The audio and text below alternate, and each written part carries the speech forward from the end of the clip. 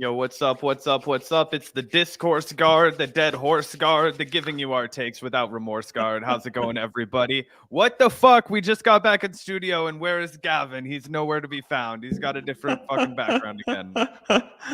Yeah, no, I'm back in New Orleans where it's super hot actually. Today was like 70 fucking degrees. It was crazy. But yeah, what's up everyone? Welcome back to the Vanguard. We have an awesome show for you guys today. Really excited to dive into this rehash of the force the vote debate. You guys might remember this has been like the longest running fucking discourse in, political history seemingly. It's what we basically started our channel discussing back in 2021, and here we are in 2023 still talking about this shit. Apparently some people still have not gotten it through their heads why it was a good idea to use your leverage as a congressperson to resist the corrupt corporate leadership of your own party when you were elected as a progressive to do exactly that. But anyway, we're going to be getting into all of that and more today. We also have a really interesting interview discussion between Vaush and Ana Kasparian that occurred on the Young Turks. So I'm excited to break that down as well. But either way, welcome back to the show, guys. I appreciate you all for tuning in today. It's going to be a good one. Yeah, absolutely. And I guess we'll move on to our patron shout out. Shout out to everybody, all you lovely fuckers in the Patreon community, all you comrades, Vanguardians, super Vanguardians. Of course, you're all comrades to us. We like to begin and end every live stream with a special shout out to those who are able to throw us a couple bucks every month on Patreon. Really goes a long way, helps us keep the lights on at this Casa del Vanguard. Place that we have keeps us away from destitution and able to do these live shows for you lovely people. So we really appreciate that. And of course, money's tight for everybody. So if you just hit that like and subscribe button, really does wonders, helping us out, getting the algorithm, getting the show promoted in that algorithm and all of that jazz. So yeah, super big shout out to everybody. Links in the description. You guys know the drill. Special shout out to the patrons. Yeah, huge shout out to the patron community. Thank you guys so much for the support. Hit up that link in the description. Like Zach said, really helps the show out. And also, as Zach said, hit that like button before we get started, before we move into our main topics for today's stream. Make sure to hit that like button. It's totally free. It's a great way to support the show, get some more comrades in the chat. Always enjoy monitoring the discourse in our audience. I'm proud to not just have a total echo chamber show where everyone's regurgitating the same fucking opinion they heard someone else say. So I always enjoy hearing you guys go back and forth, or rather watching you guys go back and forth in the chat, having your own little debates as Zach and I have ours. Always a fun time. So again, hit that like button so we can get some more comrades in the chat, some more eyes on this stream. Yeah, but do you want to talk a little bit about the football player story, Zach? I forget his name. Damar Hamlin is his name. He is the safety for the Buffalo Bills. And this story is crazy, actually, because we had actually just wrapped. And I don't know if you guys remember Monday night, we did a live stream. And when it was over, I was like, oh, guys, I got to go downstairs and put on the Bengals-Bills game because it was it was like a consequential game for the Chiefs. So I was going down there to watch it. Don't really watch a lot of Monday Night Football, but I was going to put it on. Couldn't figure out which streaming service it was on. It's a real fucking pain in the ass now that nobody has like cable anymore to try and figure out how to watch live sports.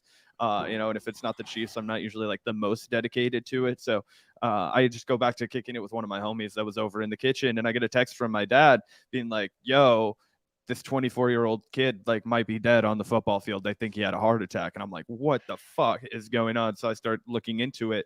And that was at maybe like just before 8:30 on Monday night. And so there was a large amount of dialogue. In fact, I was surprised to see some political figures like Nina Turner were really engaging in that dialogue, which we just don't see a lot. But it made sense because Cincinnati Bengals were playing. She probably was watching it as she's from Ohio anyway. This kid, he gets hit he's trying to make a tackle, right? He's a safety. He gets hit right in the chest. The family's asked not to show the video. So we're going to respect that and not show the video, but he gets hit in the chest, falls down, gets back up, and then basically has a heart attack right on field. And there's like an hour, they have they're basically trying to resuscitate his life on field. They wheel him off with an ambulance. You see the teammates crying, whatever the fuck they're watching. It looks ugly. Like you could imagine like watching your teammate who just suffered a heart attack, have their like tubes shoved down their throat. I mean, very traumatic, all that stuff. And so everybody just started saying, hey, call the fucking game, like end the game. This kid's life is in jeopardy. All of his teammates want to go to the hospital and be with him. Like the football game doesn't matter anymore. The other team doesn't want to play against these guys who are devastated. Like, this is a fucking football game. Like just cancel the fucking game. And the referees say, hey guys, you have 5 minutes to get ready. Now that this guy's off the field, start playing again. And the coaches had to come in and say, no, neither of our teams are playing anymore. We don't care about this game. We care about the life of this person, Damar Hamlin. And so it just led to a lot of broader discussions about how we see NFL athletes, as basically pieces of equipment, not how we see them, but how the ownership sees them as that way. And in an interesting way, these superstars, these guys who are making all kinds of money, although it's a short window for them to make their money, as Justin Jackson pointed out, it was like people, he's very fortunate, but like your window of a running back is very slim. Your window for a safety is really slim. It's tough to you have to be insanely fortunate, lucky, have the right genetic lottery to be able to play in the NFL. So anyway, those guys, they generate a lot of income for those billionaire owners for sure. And so they're compensated well, but they're also still treated really poorly as workers. And this is true in basically all professional sports, but it really was highlighted by the response here. And, Skip Bayless, drew the attention of basically the entire internet, the derision of the entire internet. For people who know Skip Bayless, he needs no further introduction. For people who don't know Skip Bayless, he's like a fucking kind of twat. He's a ESPN analyst, kind of commentator, right? He has this show called Skip and Shannon. Anyway, he's if you're from the restaurant world like me, you'll know him better because he's Rick Bayless's, the world-renowned chef's brother. Anyway, so it was a tragedy. It's still a tragedy. The dude's in intensive care. We don't know. He's in stable condition, but he can't breathe on his own, as far as I know. So this is really not a good deal.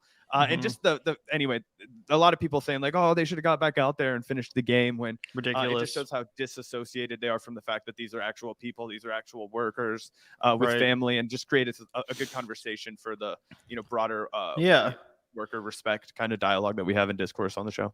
Absolutely. I think it's an interesting subject matter for a couple of reasons. Obviously, it's absolutely horrifying what happened to Damar Hamlin, as well as, I forget his name, but the quarterback of the Miami Dolphins. Oh, Tua, right, earlier in the season. And yeah, his head got fucked up. Yeah, he that was a terrifying video. I don't know if he's back on the field or not yet, or if he's done for the season. But either way, I remember, it was like deja vu when this happened, because I feel like it's a very similar conversation that is sparked. But I wanted to ask you, Zach, because I don't watch as much football as you. I mean, I'm a casual fan of the Chiefs. I root for the Chiefs, obviously being from Kansas City. And every once in a while, I'll watch a game when you're watching one. But, that's kind of the extent of my investment in the NFL. And I was wondering, because of this recent incident with Damar Hamlin, it sparked a debate about whether or not the NFL should, add new regulations, try to make the game more safe, try to make the chance of these incidents go down in future situations. And I was just wondering if you think that's the right idea, or if you think that would kind of ruin the game, because let's be honest, the brutality of football is a big part of the reason why people watch football. It's called the modern day gladiators for a reason, right? And unlike the gladiators, the football players aren't being coerced into doing this. They're in many cases being paid higher salaries than the president of the United States makes to put themselves through this, much like boxers or MMA fighters or any other number of athletic activities which have incredibly high physical risks associated with them.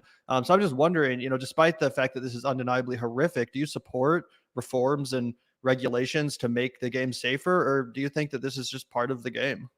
So that's a great question. And obviously, I think whoever you ask, and there are people with way, way closer ties to football than I do. And I mean, I grew up watching the Chiefs because my dad's a fucking degenerate Chiefs fan. And so I watched all the games all the time. And so, it's kind of rubbed off on me. I like to watch and follow the Chiefs the Chiefs games and whatnot. And I'll watch tangentially, the rest of the NFL. And just to answer your question, I do believe Tua's back on the field and has been for a fucking couple of games, which is just insane.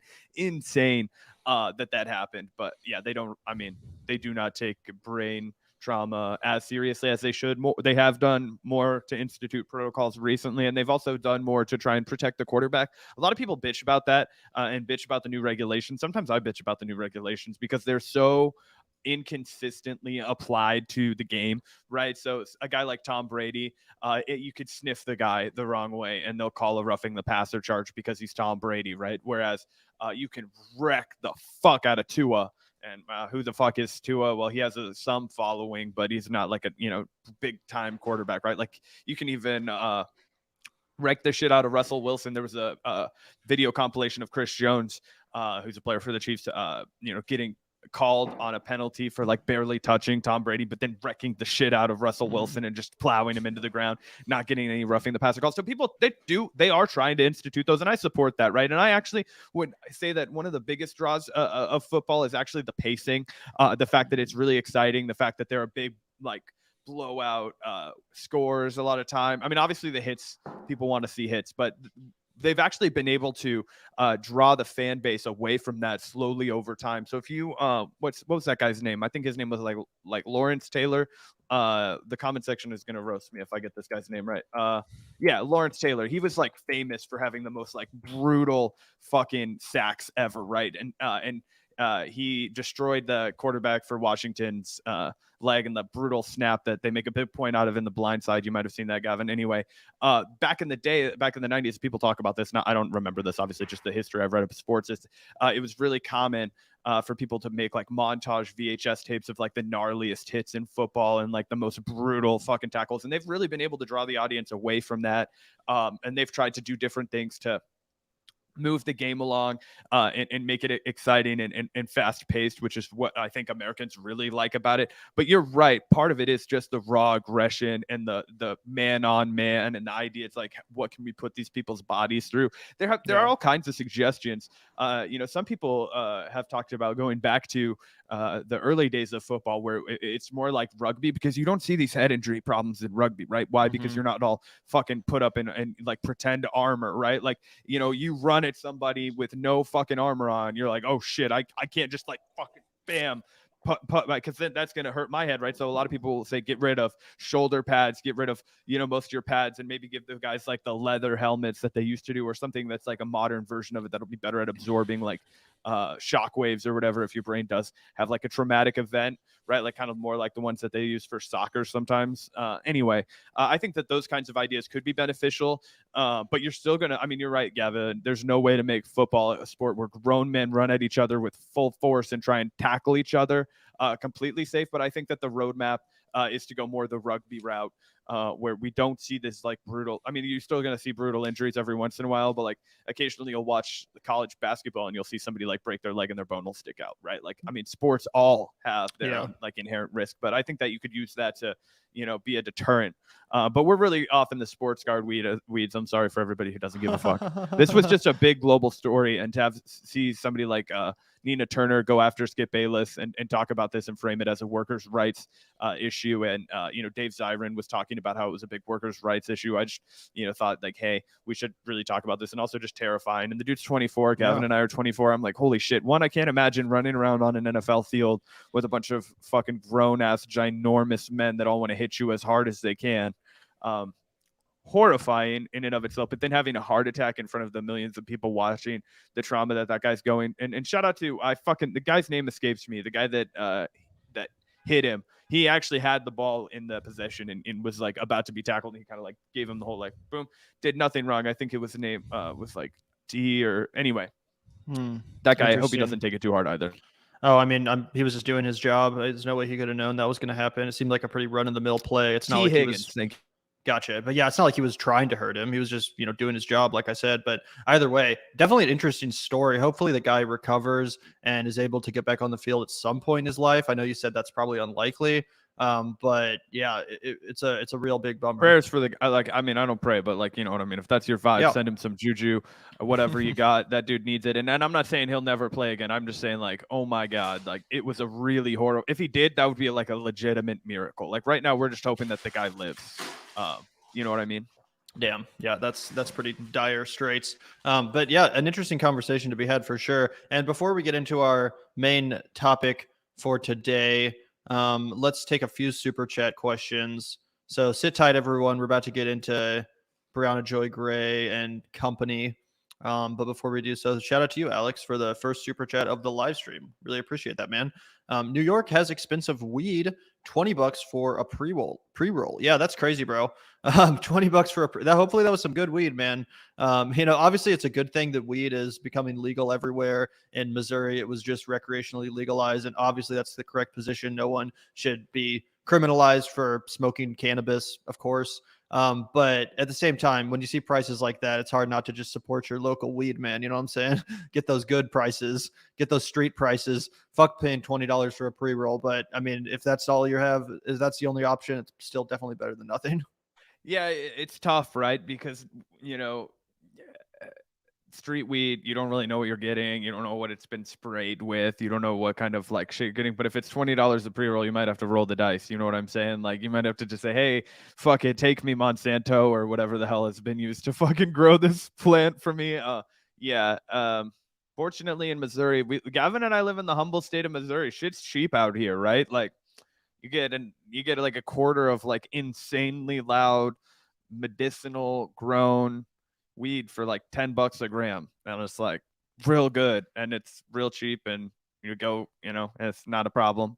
Which is why I don't fuck with California and New York City like that. I'm like, maybe if my take home pay was like 10 racks a month, I think that's what I'd have to be like just balling out of control in order to live in New York or Los Angeles. Really, I like the Midwest.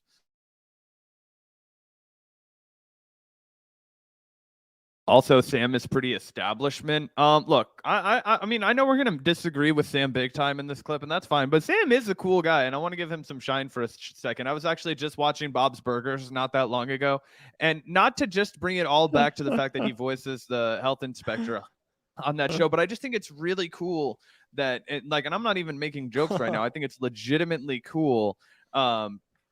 That him and the guy that voiced Archer and Bob's Burgers and all those dudes, like they were boys and they had like a comedy duo together back in the day. And I'm like, Sam had a real career, man. That's cool. Like not many people.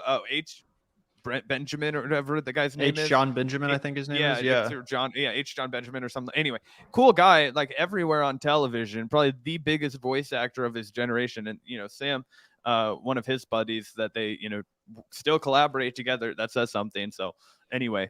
He's a cool guy, even though I really disagree with his take on force the vote. I also am still in the like, oh my God, we're still talking about force the vote. If anybody else feels like that, it's like we milked this cow for all it's worth and we're still gonna. But if you're like, wow, man, it really does feel like we've been talking about this for a long time. It's because we have, guys. It's because we have. And I'm with you and I feel you, but I don't make the rules. I just react to what happens on Twitter.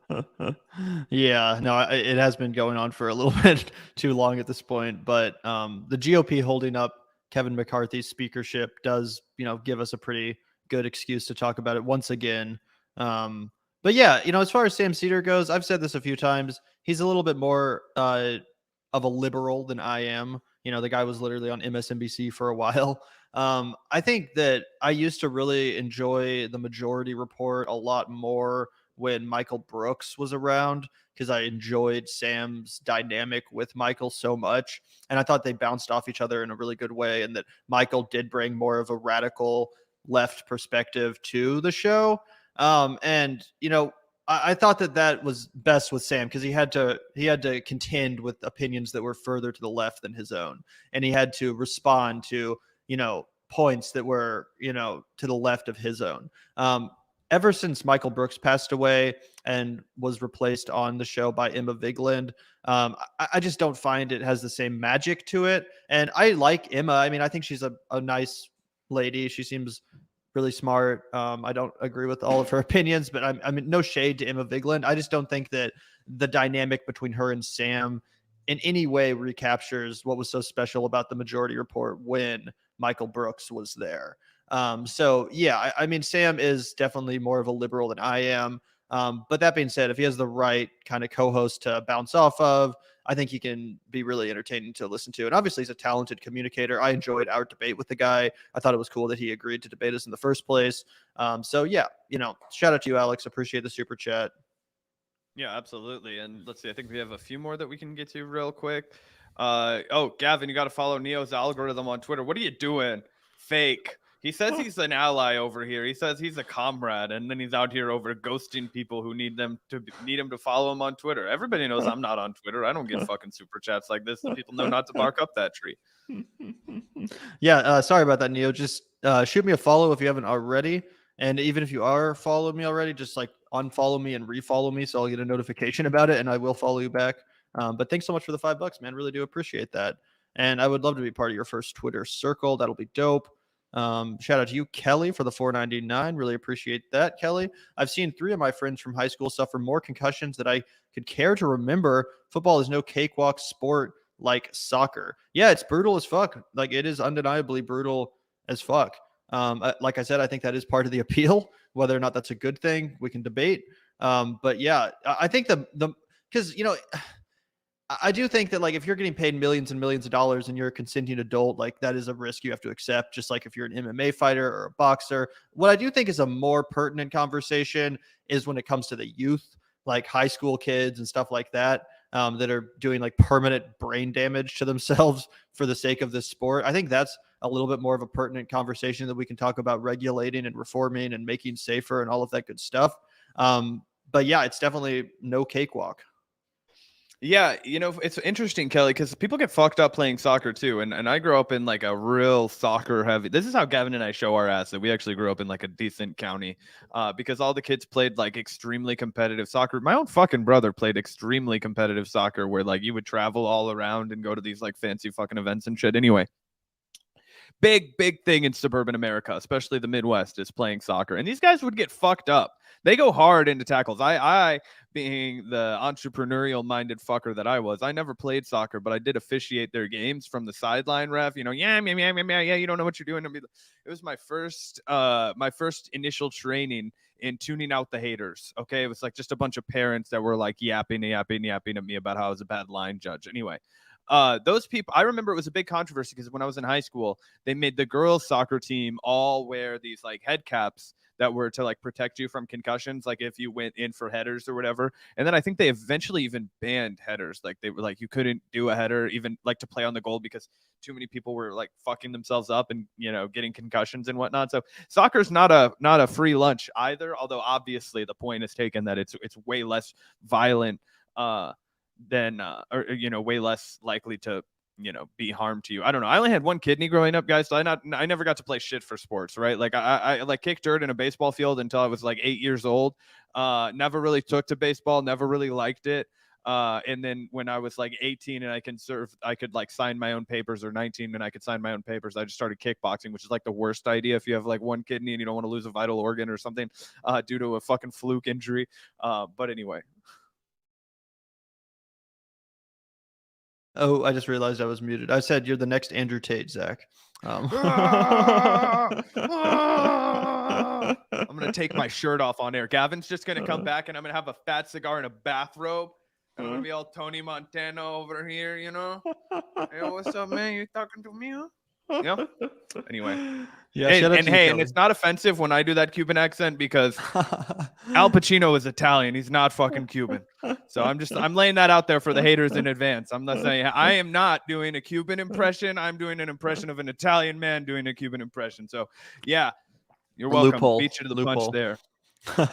And shout out to you, Alex, for the $9.99. Football is the gladiator sports for our amusement. I mean, I referenced that comparison earlier, people calling football the modern day gladiators. And the only difference is that, like I said, oftentimes gladiators were like literal slaves being coerced into doing the gladiatoring, versus football players are oftentimes paid even more than like the president of the United States, like obscene amounts of money to put themselves through what they put themselves through. So physically, yes, it's grueling, although I wouldn't go quite that far. Yeah, here's where I come in with a slightly different opinion. than you, Gavin, because I'm by and large I agree that these are consenting adults. You can't tell them what the fuck to do, blah blah blah. But there's also a billion-dollar machine forcing these people, like not forcing it, but coercing these people to do this to their bodies, right? You look at a rich kid that goes into the NFL, right? A guy that comes from money, like you can tell, like was bred to be a quarterback, like tall white guy, big supportive family, right? What does he do? Andrew Luck's the perfect example. The kid goes to Stanford, he becomes a #1 draft pick. The Colts fucking kick Peyton Manning to the curb. He goes to the Broncos so they can get this guy. Andrew Luck does his initial contract. I think he did a small extension on that and then retired forever, right? Because he didn't need the money. He knew his brain was more valuable to him, all this other stuff. But when you make the analogy to UFC fighters, boxers, poor people that or people who grew up poor that go to the NFL, right? It's not rich kids that go up and become UFC champions, right? It's kids from favelas in Brazil. It's kids from Stockton, California. It's people where, like, if you, and the fighters particularly, right? Because sometimes you do see rich kids that go to the NFL, right? They've had the training camps. They want to go to the big show. But when you look at particularly those like more brutal sports, it is true that it's a machine of capitalism that leads those people to go there, right? Like if you're a fucking fighter, that's because that's your only way out. That was your only way to money. Deontay Wilder, the most famous American boxer, fighting right now. That dude, a genetic phenomenon, like should be like just revered like Adonis. That dude is a beast. Built like you would not believe. That dude is like Michael Phelps. Like some of those dudes, they just get the genetic lottery for fucking doing what they're, and he can knock out any motherfucker on earth except for Tyson Fury, who may be the greatest boxer I've ever seen box. The fact that he's that fucking huge, this is a massive tangent. Anyway.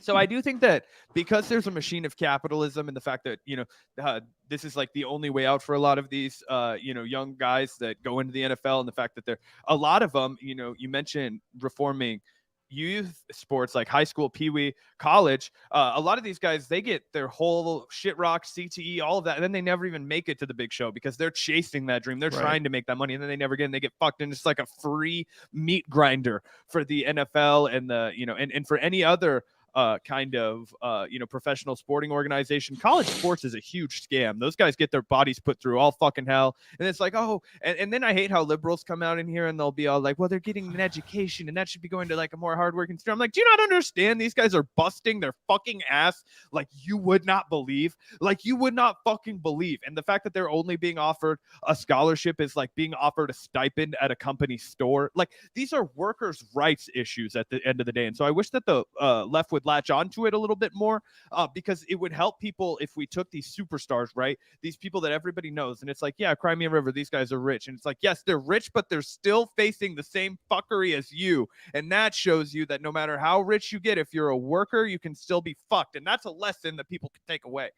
So even though I reject the premise that football is gladiator sports for our entertainment, I think that there's a lot of beauty and poetry in football that you can see in the reaction, the visceral reaction that people have to it. I think is something that it like connects us all in that celebratory community that we can create around things that we can all commonly connect to. I think is a really profound and powerful thing, and I love being a part of it. And I think that there's nothing like being in Arrowhead Stadium when everybody's cheering and banging their fucking chairs, and making it loud as fuck, and it says "get loud" over the shit, and it gets fucking loud in there, right? It's an amazing thing. It shows the power of like people being together and all that jazz. But at the end of the day, it's also gonna result in some injuries, and we should talk about how we respond to that responsibly. Yeah, I think that's true. Also, I don't know why it reminded me of this, but speaking of celebrities getting injured, did you hear about Jeremy Renner like running himself over with a fucking snowplow? Did he run himself over with a snowplow? Because I don't know if I just read his PR team, but I read that he was going out to help somebody that got stranded in the snow, and then he got run over. No, he was. His friend or family member was like stuck in the snow, like their car was stuck in the snow outside of his house. So he went out there in the snowplow, and then got out of the snowplow, but the snowplow like kept rolling even after he was out of it, and it like literally ran him over. Apparently, according to the 911 call, his like chest collapsed and shit. Like he's in pretty bad shape. Like it's not just like a little scratch or something. Like he's pretty fucked up. See, I don't fuck with a snowplow. See, that's right. I don't fuck with any equipment I don't know how to use. That's the downside to being a rich person. That's a hazard that we don't talk about. It's like if you can afford to rent anything, it's like, yeah, get that backhoe over to the crib. I'm gonna dig a hole today. It's like, do you know how to use a backhoe? It's like, I'll figure it out. Same snowplow. That's a dangerous piece of fucking equipment, man. I don't know. Farm equipment is scary. Any kind of these like big equipment, like you'll fuck yourself up with it if you don't know what you're doing. It goes back to, let me connect everything back to labor. Should have paid a guy that was an expert to come out and clear your shit, guy. You got the bread. I know this wasn't. I need to save the fucking $3,000. You're in Marvel's Avengers, okay? This was hubris. This was hubris that ended this man up in the hospital. He could have paid the 3 rags to get some fucking guy out there. Hey man, I'm fucking stoked. I actually know how to drive a fucking snowplow, and I get to clear Jeremy Renner's driveway. This is tight. Maybe he'll give me an autograph. We'll do a selfie. It'll be a fun time. But no, the cheap bastard said, I'm gonna clear this by myself. I'm gonna get some guy to fucking just give me the keys. I'll do it. I want to be the hero. All right, well.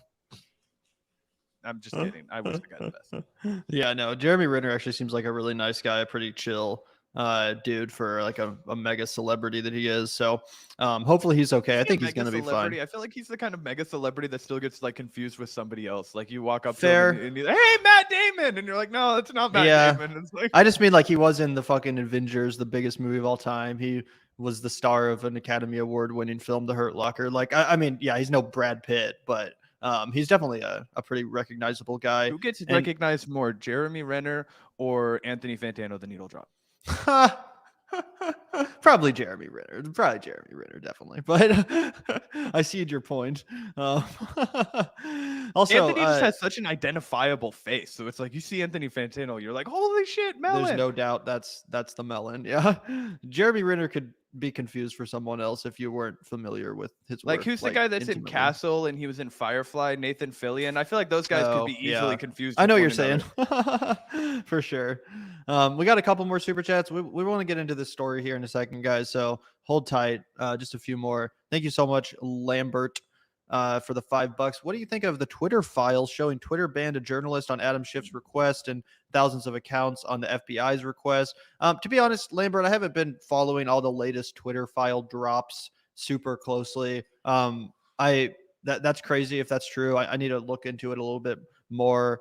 I just kind of moved on from all that. It seems like we talked about that for a while and they keep coming out and I'm just like, it's kind of hard to stay invested in the Twitter file thing at this point, but I'll definitely do some research and we might talk a little bit about that. Cause if true, that is pretty crazy. If Adam Schiff is just requesting shit and Twitter's like, okay, we'll do that.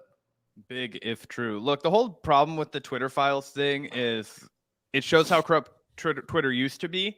And it's all just PR for the guy that's currently running Twitter corruptly, right? Even worse. Just like way worse. And even if it's not worse, just also poorly. So it's like, hey, guys, look at how shitty it was before I got here. And it's like, yeah, dog, shit's bad still. You didn't fix anything. You made it worse. Now you're just trying to distract us with your bullshit, right? Yeah. And so the way that people grovel over it and pretend that Elon's a hero and like, oh, blah, blah, blah. And it's also weird because the Pizza Gators have really really evolved into being like Twitter filers, right? You know that weird lady that's like always like talking about how she knows what she's talking about because she was a victim of child sex trafficking, but she's really just like a weird stranger. Like she was saying that she was in a relationship with Gerard Way, the lead singer of Michael. Do you know the lady I'm talking about? She's no, I actually don't. Glasses. I'll find her account while we're on. I'm like, what the fuck are you talking about? Okay, Gavin has no idea what I'm talking about, but he will recognize her as soon as I pull it up. So I'll find it in a second here. You can always tell when Gavin and I haven't seen each other for like 24 hours because we just banter a bunch more in the middle of our fucking stream. I'm like, oh, I have to fill you up because I've seen a lot of shit on the TL that you might not have. But anyway, shout out to you, Lambert. I will find this one lady and we will rake her over the coals because she just is like one of those fake Pizzagator accounts. But anyway, those people are all now really into the Twitter files, really into Elon Musk, and I'm like, hey man, you guys forgot that this guy's also rapey as hell because remember that whole incident with the horse. And if there's one incident where a billionaire trying to pay somebody, do you not remember that he wanted to have sex with that lady and made her uncomfortable? He tried to buy her a horse. Oh, I thought you were saying he tried to have sex with a horse. No, he tried to have sex with a lady and then pay her off to keep quiet with a horse, you know? Okay, that's very different news. I actually did not know about that. Anyway. Well, that's real. Offered to buy her a horse. Can you imagine being that rich that you're like, oh man, I was like, can you touch my penis? And you're like, oh, gross. Actually, now that you say that, like, I'm gonna buy you a horse. Shut the fuck up about this to the press. Yeah. Shout out to you, Lambert. I'll definitely look into that. It's not to say that the information itself is not relevant or important or worthy of reporting on. And that is crazy. So shout out to you, Lambert. Appreciate it. Shout out to you, Comrade. Thanks for the $2. Here's to a great 2023, Comrades. Fuck yeah. Right back at you, man. So far, my 2023 has been pretty swell. I hope the same is true for all of you guys in chat and for you as well, Zach. Yeah, it's been pretty good so far. I'm sticking with all my New Year's resolutions, which I'm happy with. They're sparse, but they're there, grinding along. Excited that we're hitting off with a good start with the Vanguard. Got the whole community out. I feel like we've had a pretty strong start to the year. Our first 2 live streams really good. We had a New Year's Eve live stream that I really liked. So yeah, off to a great start. Shout out to you, Comrade. Always good to see you in the chat. Hell yeah. Thank you so much, Comrade. And do you want to get right into our first story today, Zach, or do you want to get through the rest of these super chats? Let's just bang them out. Oh wait. Okay. Yeah, can you hear me? Let's just bang them out. Okay. Yeah. Stick around, guys. Sit tight. We're about to get into our first story. Before we do so, shout out to you, Hysteric Raider, for the $5. Oh, you go ahead. Oh, I was going to say, a good conversation is how people see football as the ticket out of poverty. Get rich or die trying, as they say. I mean, look, that's true, but if you're poor and you're growing up around fucking cockroaches and your floor's flooded and you're watching your mom fucking just stress her mind out all day long and all this desperate poverty, and yet you are really good at football and you think you might be able to single-handedly uplift your family out of this if you pursue this dream, you've got no other fucking options. I mean, it makes sense that that's where you go. I feel like the get rich or die trying has like a negative connotation, but really, I mean, this is just survival for a lot of these people. And how could you blame them? And I think that's what he's saying. Yeah. Oh, yeah. I mean, then I agree with you, Hysteric Raider. It's like, I mean, these people have no other fucking option. So it's like, we don't give them access to college. And like college is so fucking unaffordable that like I couldn't afford college. And there are people that were way broker than me growing up. So it's like, oh shit. Like, how do these people get anywhere? How do they get to college? How do they move and advance their lives? A lot of these guys that end up in the NFL, they still go to community college because getting noticed, getting recognized, getting to a 40 degree is such a leap, right? Like fucking Tyreek Hill, fastest man in the NFL, a genuine superstar, plucked from a junior college that Andy Reno on. The part of that was because he had a fucking criminal history, but that shit comes with growing up poor. You know what I mean? Yeah, absolutely. Shout out to you, Hysteric Raider. 100% correct. And yeah, it's unfortunate that the capitalist incentive, causes a lot of people to sacrifice their physical abilities, their body in order to try and make money. It's not just sports.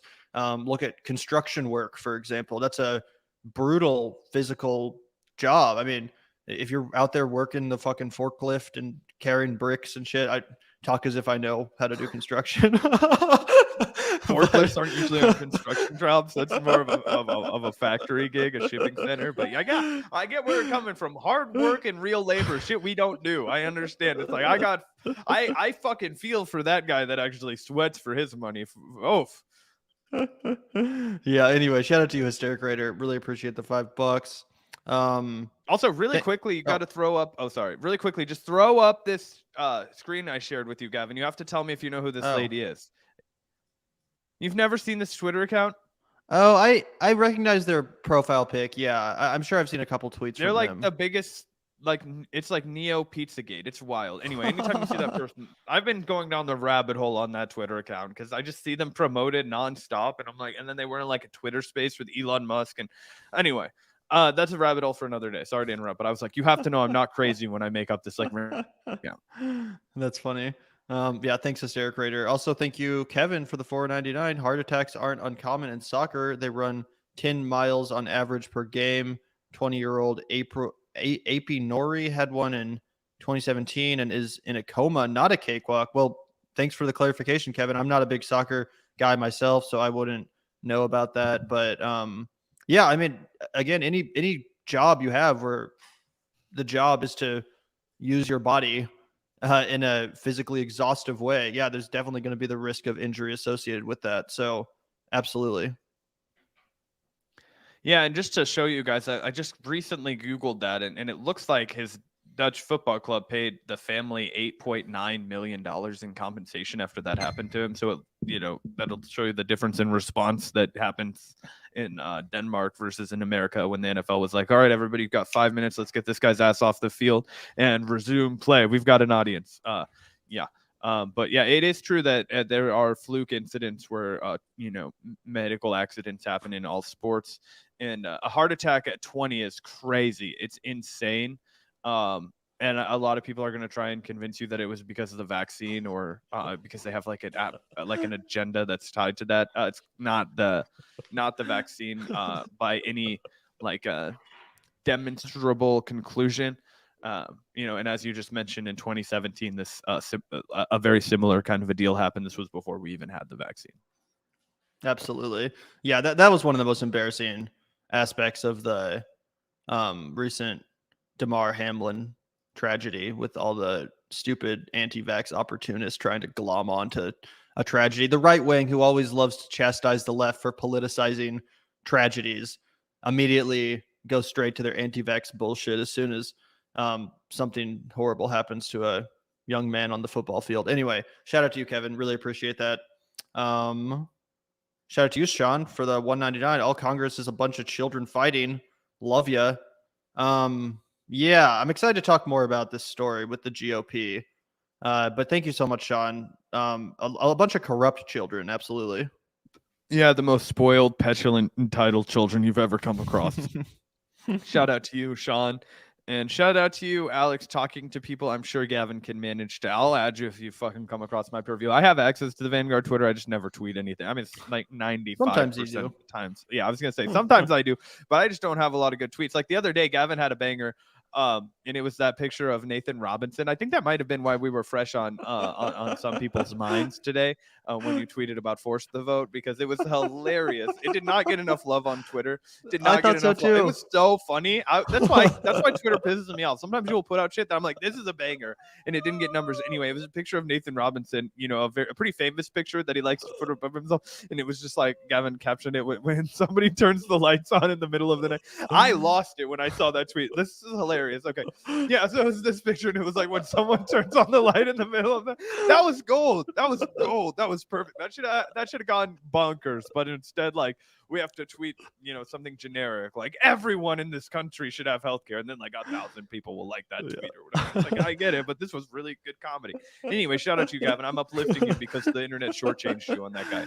I was also bummed out by the lack of attention that tweet got. It was a banger. This will get at least 100 likes, right? Apparently not. I thought it was funny as fuck too. But too many haters and too many people simp for current affairs. They didn't like. If that had been somebody that the internet liked less than Nathan Robinson, I think he would have had more fun. But that was a layup right there. That was fucking anyway. So shout out to you. I'll give you the shine you deserved on that one. We have a bunch of simps on YouTube. Twitter doesn't love us that much. It's whatever. No, you guys got to show us some love on Twitter. Yeah, get on Twitter, Alex. Come on, show us some love. Yeah, guys, follow the Vanguard on Twitter. It's in the description. Hit it up. And yeah, Alex, I'll follow you back. Unfollow me and refollow me on my personal account, and I will definitely follow you back. I just don't know what your handle is. But yeah, I'm definitely down to do that. If you follow me on Twitter, there's a good chance I'll follow you back. I don't really care about curating my personal Twitter TL all that much. And as you guys know, my handle is right there as my name on YouTube. But yeah, shout out to you, Alex. Really appreciate it. Yeah, and shout out to Das Fleisch for the last super chat before we get on with the show and start talking about the topics of the day. The topics du jour, 45 minutes into the show. You guys love listening to us talk random bullshit, which is great. I love talking random bullshit. We're going to start my goal for 2023, I think Kevin and I can start stretching these to be like almost 3 hours every time we do like a full live stream, which is like, we're just over time. We're going to get to where we can really make these motherfuckers go. And you guys will have a damn large amount of Vanguard content in your lives in 2023. But anyway, Das Fleisch reminds me of Anton Yelchin, who played Chekhov on the Star Trek reboot, got crushed by his SUV because the parking brake malfunctioned. These cars are too big. Two things. One, liked Anton Yelchin a lot as an actor. He was also in this damn good movie that Gavin and I both really love called Green Room. Yeah. One of the last roles I ever saw him in. So, great, promising young actor. Yeah, he got crushed between his SUV and a mailbox. Really devastating story at the end of his driveway. Real fucking bummer for sure. And I know there's a lot of dialogue about the cars being too big right now. And by and large, I agree with you on that. But I think even if like a Fiat would have crushed that buddy, I don't know if that would have saved him. I actually totally forgot about that tragedy. Anton Yelchin was a great actor, and that was so sad when that happened. Like so young, just such a horrible accident. And yeah, Green Room is dope. Zach and I both love that movie. We saw it in theaters, and I just remember like after it was over, we were like, that was fucking metal. Like I remember feeling crazy. Like that movie was made for me. I'd just gone through, like Gavin can attest to this. I'd gone through in high school. I was going to all kinds of DIY punk shows. Like I was constantly like, we used to have this venue called the Art Closet in Kansas City that I would go to all the time. And it was like in the back of an abandoned wood fire pizza joint. And then there was all these like punk kids would like congregate in the parking lot, and we would like smoke little like crappy rolled joints and like fucking clove cigarettes and shit. And then in the back, there was just like fucking DIY punk, super into it for a while. And then Green Room is like the two things I love most colliding was like punk rock and then like obscenely brutal murder sequences in cinema. Yeah, that movie's genuinely great. My It's not girlfriend for the actually faint got of heart. pissed when we showed it to her because she was like, it's Yeah. too brutal. Yeah, it's not for the faint of heart. That's what I was about to say. But if you do like brutal movies that go hard, then definitely check that one out. It's amazing. Also, shout out to you, Charlie. The lighting is not looking better, at least from my end. I'm glad that you think so, but the lighting looks like shit on my end because I don't have our studio lights with me here in New Orleans. But yeah, that's why it looks a little bit different. I'm just in New Orleans right now. I'll be back soon. But yeah, shout out to you, Charlie. And I guess we can get right into our first story. Sorry, you can respond. Oh no, I was just gonna say the reason I look extra glossy is because I just turned on all three of our studio lights and then selfishly positioned them right to where I record from. So yeah, I'm looking pretty sharp if I do say so myself. I'm like, honestly, at this point, I'm like, Gavin, maybe we should just buy like a fuck ton of studio lights and really light this place up if we're gonna do more nighttime streams, because I feel like we get a decent turnout for the night. And we're still like gauging the pulse of that. We used to do afternoons because nobody did afternoons, and we were like, oh well, at least we'll just carve out afternoons. But now we have such like we're on like such our own island that we can pretty much do it whenever we want to. But anyway, oh yeah, I enjoy the nighttime streams as well.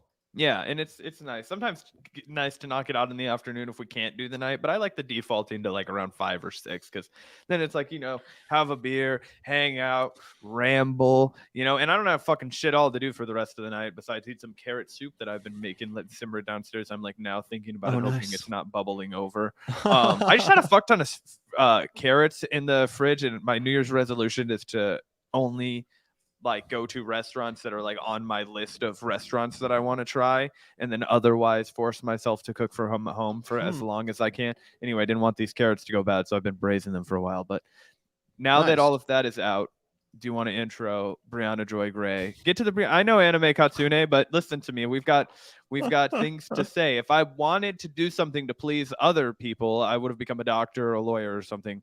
I'm looking to please myself, and that's why I'm a podcaster. Yeah, sorry. We'll finally shut the fuck up and get on to what we were, supposed to talk about on today's stream. But I love just shooting the shit too. You guys know that. So, we usually do like to spend the first 30 minutes or so of every live stream just talking with our chat, answering some questions. Shout out to you, AV. Really appreciate the $4. That's really generous of you. Thank you so much for tuning in. And by the way, everyone, hit that like button before we get into our main topic of discussion for today's live stream. Are you ready to get into it? Can I go ahead and do an intro, Zach?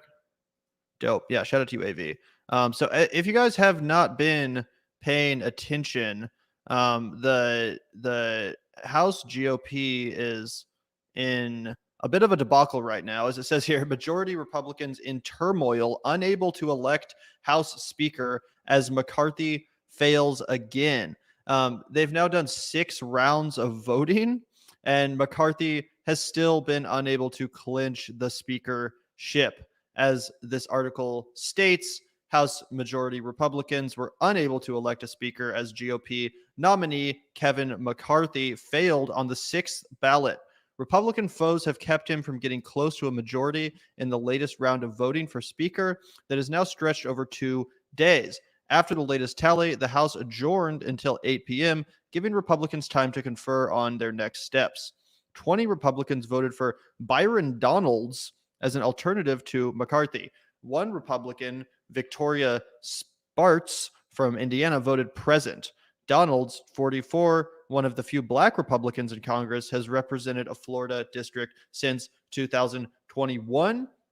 And this is like the first time this has happened in, I think, over 100 years. Usually, whoever the appointed or whoever the party decides will be speaker, they just become speaker. Everyone just fucking falls in line. We saw that happen over and over and over again with Nancy Pelosi, of course, which infamously boiled over into a real debate, quite a spicy discourse in 2021 when there was a campaign of pressure from online leftist commentators, people like Jimmy Dore, Briahna Joy Gray, Crystal Ball, Kyle Kalinske, etc., urging the Justice Democrats, people like AOC and Pramila Jayapal, Cori Bush, Ro Khanna, etc., to put up a little bit of a goddamn fight and use their leverage to hold up Nancy Pelosi's speakership, to basically hold her speakership hostage in exchange for some concessions. Now, there was a little bit of debate regarding what those concessions would be. The main one that Jimmy Dore talked about was forcing a vote on the House floor for Medicare for all. There were other suggestions as well as far as what good concessions might look like. But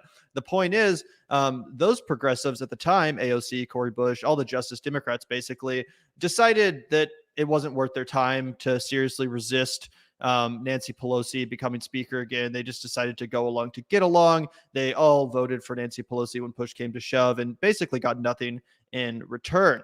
Now, 2 years later, it's like deja vu because the Republicans, now in control of the House, are actually employing the strategy that people like Zach and I were fucking begging progressives in the House to employ back in 2021 in order to resist the corporate, corrupt, anti-progressive leadership of Pelosi.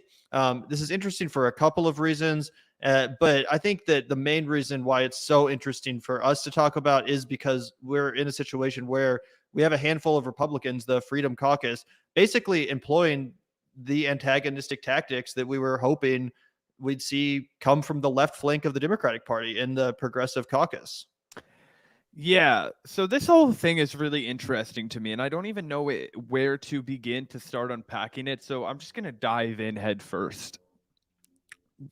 When it comes to the decision to just unilaterally kind of coordinate a speaker, whether that's the House majority or minority speaker, I think that there's a big misconception among many people who I don't even know if it's partisan, but just people who cover politics for a living, people who are on the Hill, people who dabble in the swamp or just straight up steep in it, right? Like the people who are in the shits, right? In the weeds, they know what's going on. Um, to them it's so like oh my goodness, what a joke, how hysterical, the fact that the Republican Party wouldn't just have this figured out, right? Like it wouldn't just be like uniform single file line, let's go in, we're gonna all stand behind the same guy, that there wouldn't be just 100% partisan unity, right? And then the Democrats are taking this moment to say, like, see how successfully we've passed the torch from Nancy Pelosi to Hakeem Jeffries, and see there's no discussion at all. We have our ducks in a row, even with our slim standing and whatnot. Okay, fine. And actually the what's his face will be the majority speaker. I inverted that right now because my head was in the old Congress for a second, right? Or no, Hakeem. Wait, did the Republicans have the House now? Yeah, they have the majority in the House. So he'll be majority speaker, and Hakeem Jeffries will be minority speaker. So I fucked that up when I said that. I'm sorry, guys. But anyway, I just think that meat and potatoes of the point I'm making is the fact that I don't think regular people Joe Blow on the street, one, they don't fucking know the difference between Hakeem Jeffries and Kevin McCarthy. Gun to their head, I don't think they could give you either of their names. I don't think anybody could give you either of their names, right? Which is why I just think it's perplexing to see so many people come out here and be like, oh, well, you think that the Democrats in the squad should have embarrassed themselves like the Republican Party is embarrassing themselves right now? What fools you are. And I'm like, that's how I know you've never talked to a regular person in your life. Like, you are so steeped in your own political analysis. All you do is talk to people who want to regurgitate like either your echo chamber or some like very different but also very politically informed position. Like, regular people could barely tell you like how you become Speaker of the House or what the minority leader of the House is, and they would probably throw some senators in the list of people that they think are up for debate on this. The fact that you think this has any like actual like tangible outcome as far as on voters or whatnot, I think is, or not you, Gavin, but just anybody that's in opposition to this would think it seems a little absurd to me. right? Because most people don't know how the sausage is made in Washington, and they'd prefer it that way. And the thought that that there wouldn't be any debate would, I think, actually be more eyebrow raising to the people. We kind of had this conversation the other day. The thought that there isn't any debate over who will be the Democrats' choice for speaker is actually more eyebrow raising, more concerning to your average Joe, because that doesn't sound like politics. That doesn't sound like democracy. That doesn't sound like debate. It's like, oh, it sounds like a coronation. And that's not something that we go with. So I don't know. All of the like pearl clutching, like the Republicans are in so disarray. I don't think that's going to have an ounce of impact on how the Republicans perform moving forward. I think that what it does show to the public is, unfortunately, that there is like, and again, I'm no simp for the Republican Party. I think Republicans are by and large dramatically worse for the country than Democrats almost across the board. But what it shows to the country, what people who are perceiving just these actions in limited scope that they are, is that, oh, these guys are actually fighting for what they believe in. They don't agree with this person, and they're going to put their money where their mouth is. They're going to put their foot down, right? And what they see from the Democrats is, ha ha ha ha ha, you're actually trying to have your voice heard in Congress. You're actually exercising your power as a congressperson. What a joke. Like, in the Democratic Party, we always just fall in line. Like, we always just do what we're told. And I can't imagine how badly your brain has to be warped for you to think that that's actually a good thing for Democrats. Like, for people to just think that they're like so brainwashed into doing exactly what the leadership tells them. Like, no, that's actually a bad idea. And for these people to withhold their votes and embarrass these people amongst the, hoity-toities in the political swamp, that's fine, because that doesn't have any impact on the regular working people. That's actually a great way to extort from them, because they don't want to be personally embarrassed, right? That's a big tool in politics. But this idea that oh my gosh, if we'd forced the vote, we'd be in the same boat that the Republicans are in. Like, what are you talking about? Then we would know who's serious about Medicare for all. We would know who's serious about actually supporting this and isn't just using it to fundraise to pretend to be a progressive, a true faux-gressive, right? And we would also have shown Nancy Pelosi that if she wants to retain power, and don't kid yourself, guys, she pulled all the strings. Hakeem Jeffries is her chosen heir, all of that kind of shit, right? We would have shown them that they actually have to negotiate with us, and we wouldn't have gotten fucked off with the $15 minimum wage and the parliamentarian, perhaps. You know what I'm saying? At least they would have shown that there was some gumption there. There's some backbone. And now it's just like, everybody's like, see, forced the vote didn't happen. Ha. And it's like, well, now what do we have? We have a completely feckless, fucking uninspiring group of people who, by and large, most of their ardent supporters believe have betrayed them. And even people like Ben Burgess, who, I respect for coming out, and he disagrees with us, and that's fine. He shares it. And we're still, I like Ben. He's a great guy. He always comes on our show and, articulates his disagreement. He's allowed to have a different position than us. But even he will say, like, yeah, the squad's not very inspiring. They haven't given us much to sink our teeth into. They haven't given us much to, show that they fought. So even their most like sympathetic audiences is kind of like uninspired by them. So I don't understand how this is a W. Right. And the conversation you're kind of referring to is one that happened on Twitter today between the Vanguard and a couple different people that had differing opinions, one of which was Ben Burgess, as you mentioned. Also, Dylan Burns got into a little bit of a Twitter debate with Dylan over this subject matter. And as I said here, whatever you think of them, Jimmy Dore, Briahna Joy Gray, Kyle Kulinski, and Crystal Ball were all correct in their advocacy for House progressives to force the vote in 2021. It was asking the bare minimum of them to vote against Pelosi and demand concessions in exchange for their vote, much like how we now see the 20 GOP Congress people holding up Kevin McCarthy's speakership and in return extracting various concessions, although concessions that are far less serious and substantive and legitimate than the ones that the left flank Congress members would have fought for, such as a floor vote for Medicare for all, among other progressive priorities. I went on to say, it's truly embarrassing that moronic fascist GOP Congress people have more balls than the Justice Democrats who were specifically elected to resist Pelosi and dim leadership. And we got a response from Dylan Burns, who we've talked to on the Vanguard. We debated him about Russia Ukraine. Overall, I think, he's a nice guy. And he's, free to have his own opinion on the situation. But he says, I don't know how you see the Republican Party humiliating itself on the national stage right now. And the conclusion you take away from that is that the Democrats should have done that as well. All to get a vote on something that everyone knew had zero chance of passing anyway. And, to your point, Zach, your average voter doesn't really view this as terribly humiliating, right? Unless they're just watching MSNBC all day and kind of absorbing their opinions. I'd go even further and say they don't know what's happening. Yeah, well, I mean, if you're, like I said, if you're watching MSNBC, if you're watching cable news all day, you're definitely going to be hearing about this. But yeah, as far as just your average person, they don't know what the fuck is going on, nor do they care. This isn't something that they view as deeply embarrassing. It's not going to prevent them from voting Republican in the future if they're inclined to do so. If you're someone that's traditionally a Republican voter, and then you watch this going down, them humiliating themselves on the national stage, it's not going to prevent you from casting another vote for the Republican Party, right? You're going to vote for them regardless of who the fuck is the Speaker of the House. Do you think that those people because at this point we're talking about Republican voters, right? We're talking about those. Do you think they even see it as humiliating? Because I genuinely don't. And maybe I'm on an island here, and maybe this is like my weird right winger take, and everybody's gonna like come at me for it, and that's fine.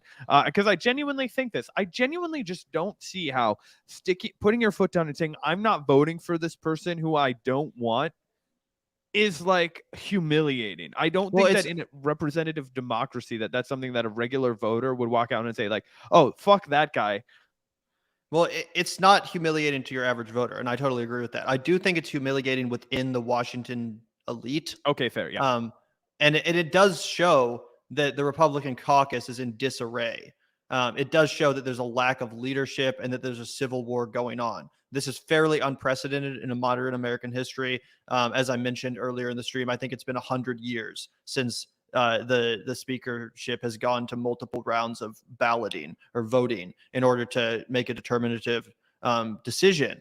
This is not something that usually happens. So it is embarrassing for that reason, just because of the unprecedented nature of it and the fact that it shows that the Republican Party doesn't have control of its own caucus and that their caucus is kind of in disarray. But as I point out to Dylan, because he says, like, you think the Democrats should be humiliated just like the Republicans are being humiliated? To which I say, of course. Yes, that's the fucking point. I say, yeah, it is embarrassing for the GOP, specifically within the Washington elite. It is embarrassing for them. And I think that Pelosi and the Democratic Party should also be embarrassed. Like, Nancy Pelosi is not our fucking ally. The Democratic Party is not our fucking ally as a progressive movement, as a socialist movement. These people are our enemies just as much as the fucking GOP. So why do you not want them to be embarrassed? Why is their humiliation something that is of concern to you? I thought we were on the same page as, Bernie-crats or progressives or, democratic socialists or whatever you want to call yourself. People on the left, I thought we were all in agreement that Nancy Pelosi and the Democratic Party leadership should be fucking not only humiliated, but defeated. Downright fucking defeated. And again, they have failed to consider progressive policies that are massively popular, not only among the Democratic Party constituency, but also among the American people at large. It's a bipartisan conclusion among American voters that people want universal health care, that the policies that Bernie Sanders ran on and inspired, the largest political movement in fucking recent American history or whatever, at least among the youth, these policies are being completely ignored by the Democratic Party. That was the point of Force the Vote. That was the point of trying to pressure Nancy Pelosi and the Democratic Party leadership in a last-ditch effort to bring this fucking bill to the floor, to refocus the national conversation and the discourse around this policy that is so vitally necessary and which was being completely ignored, mostly due to corruption from the leaders of the party, which weren't being resisted by the so-called left flank. So my point to Dylan and people saying this is yes, I do think that the Democrats should be humiliated. Fuck the Democrats. My problem with the squad is that they let the Democrats off the hook. My problem with AOC and Ro Khanna is that they don't fight back, is that they're not antagonistic in the same way that the Republican Freedom Caucus members are being right now. And that's not to say that the Freedom Caucus members are, fighting for good things. No, the things they're fighting for are pretty stupid. With a few exceptions, they're stuff that the American people don't give a fuck about. All I'm saying is that the same tactics and the same antagonistic energy should be harnessed by the left to do good things. They don't have to do bad things. They can fight for good things. That's the point of being on the left instead of the right. Yeah, and the other thing that I want to point out to Dylan here, right? Because we'll move into his second tweet. He responds here, and he kind of insinuates. This is how you know that you're dealing with some things that are like the goalposts are moving, right? And I don't talk on Twitter, so if Dylan sees this, I hope you don't take this the wrong way that I'm just responding to you fucking from our show, but I don't have any problem with the guy disagreeing with us at all. Like, he's allowed to fucking make his opinions, right? Would that be more embarrassing than the risk of what is happening now, the risk of a different speaker being elected? I would have loved basically anybody but Nancy Pelosi to be speaker. Why? Because that would have humiliated Nancy Pelosi. And also, she just wasn't going to let it happen. I mean, dimes to dollars, that lady was not going to have the speakership stolen from her. She was only going to divorce herself from it and coronate someone new. Okay, so if it had gone to absolutely anybody, it would have been Hakeem Jeffries, and look at where we are now, right? Nobody else would have, like, who else would have gotten it? Who is this more right wing? And also, how do you govern more right wing as a Democrat than Nancy Pelosi? Are you saying that they would have found some random ass congressman that has politics like Joe Manchin that's just going to be the fucking 2023 Joe Lieberman, 2021 if you were going back to when fucking force the vote was originally hashed out? Like, it's just no. The whole point of the vote, and also, like, you're not shattering anybody with breaking news that it wouldn't have passed, right?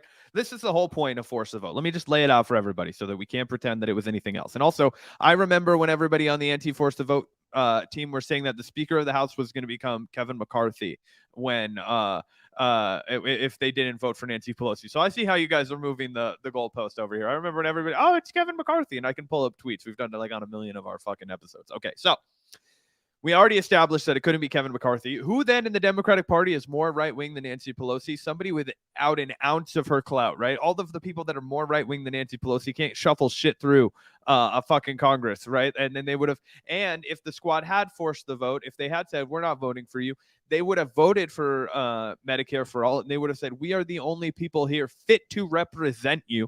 And then in the midterms, they would have had much more success primarying them. Instead, what did AOC do? They fell in line. They didn't force the vote. They finger wagged us. They said that they were going to get expansions for shit like Cobra or whatever the hell, and then fight for the $15 minimum wage. I don't give a fuck about expansion to Cobra. It leaves too many people behind. It's a non-issue, and $15 minimum wage didn't even happen. Okay, so we have to talk about that. Then let's talk about the fact that AOC took a bunch of the fucking money that had been donated to her, and they donated it to people that were basically the Joe Crowleys of the 2020 cycle, right? Or the 2022 cycle, excuse me, right? I remember specifically we had good friend of the show, Eva Putsova, on, who was running in 2020 against Tom O'Halloran. She didn't even run again in 2022 because Tom O'Halloran was getting money from AOC. This dude is the epitome of like a Joe Crowley Democrat, okay? So that's what they've been up to. We haven't gotten any concessions from Joe Biden at all. Climate change is getting worse. It was like fucking 60 degrees outside in Kansas City yesterday. Washington, D.C. is beautiful right now, and it's the wintertime. It's January. Okay, so we don't have time to waste. We would have known that we could have gotten these assholes out of office and then replaced them with some people that were actually serious. That was what could have happened with forced the vote. What were the risks? That Nancy Pelosi gets embarrassed? That fucking we end up with Hakeem Jeffries instead of Nancy Pelosi in the speakership? No, that's a fake risk. I guarantee you Nancy Pelosi would have never let herself lose. She would have fucking done the floor vote, shoot the hostage if you have to, and end up with Hakeem Jeffries. How's that any worse than we are now? How's that any worse than we are now? And also, from the fucking anti-force the vote people, what's your plan to extract goddamn anything from the squad? Anything at all. I'm talking about a literal $15 minimum wage, something that a Republican state like Florida overwhelmingly voted for. You can't get that. You can't get anything. The only thing that fucking I think Dylan gives a shit about, no offense, Dylan, I'm pretty sure the only thing you give a shit about is sending money to Ukraine. And as long as that's happening, you're going to cheerlead the Democratic Party, which is where we differ. Okay? I would rather see them doing shit domestically here than voting for some fucking $30 billion more to go to fucking Ukraine, right? that doesn't win me any point. That doesn't win them any points with me. Exactly correct. And there's another exchange that I wanted to spotlight as well between the Vanguard and Ben Burgess, who's also a friend of the show. We've had some good conversations with Ben. I think he's on point when it comes to various, subject matters. We find a lot of common ground on different topics, but apparently not this one, right? So once again, I tweeted that like him or hate him, Jimmy, Briahna, Kyle, Crystal, they were correct. The squad should have been doing 2 years ago what the Freedom Caucus is now doing.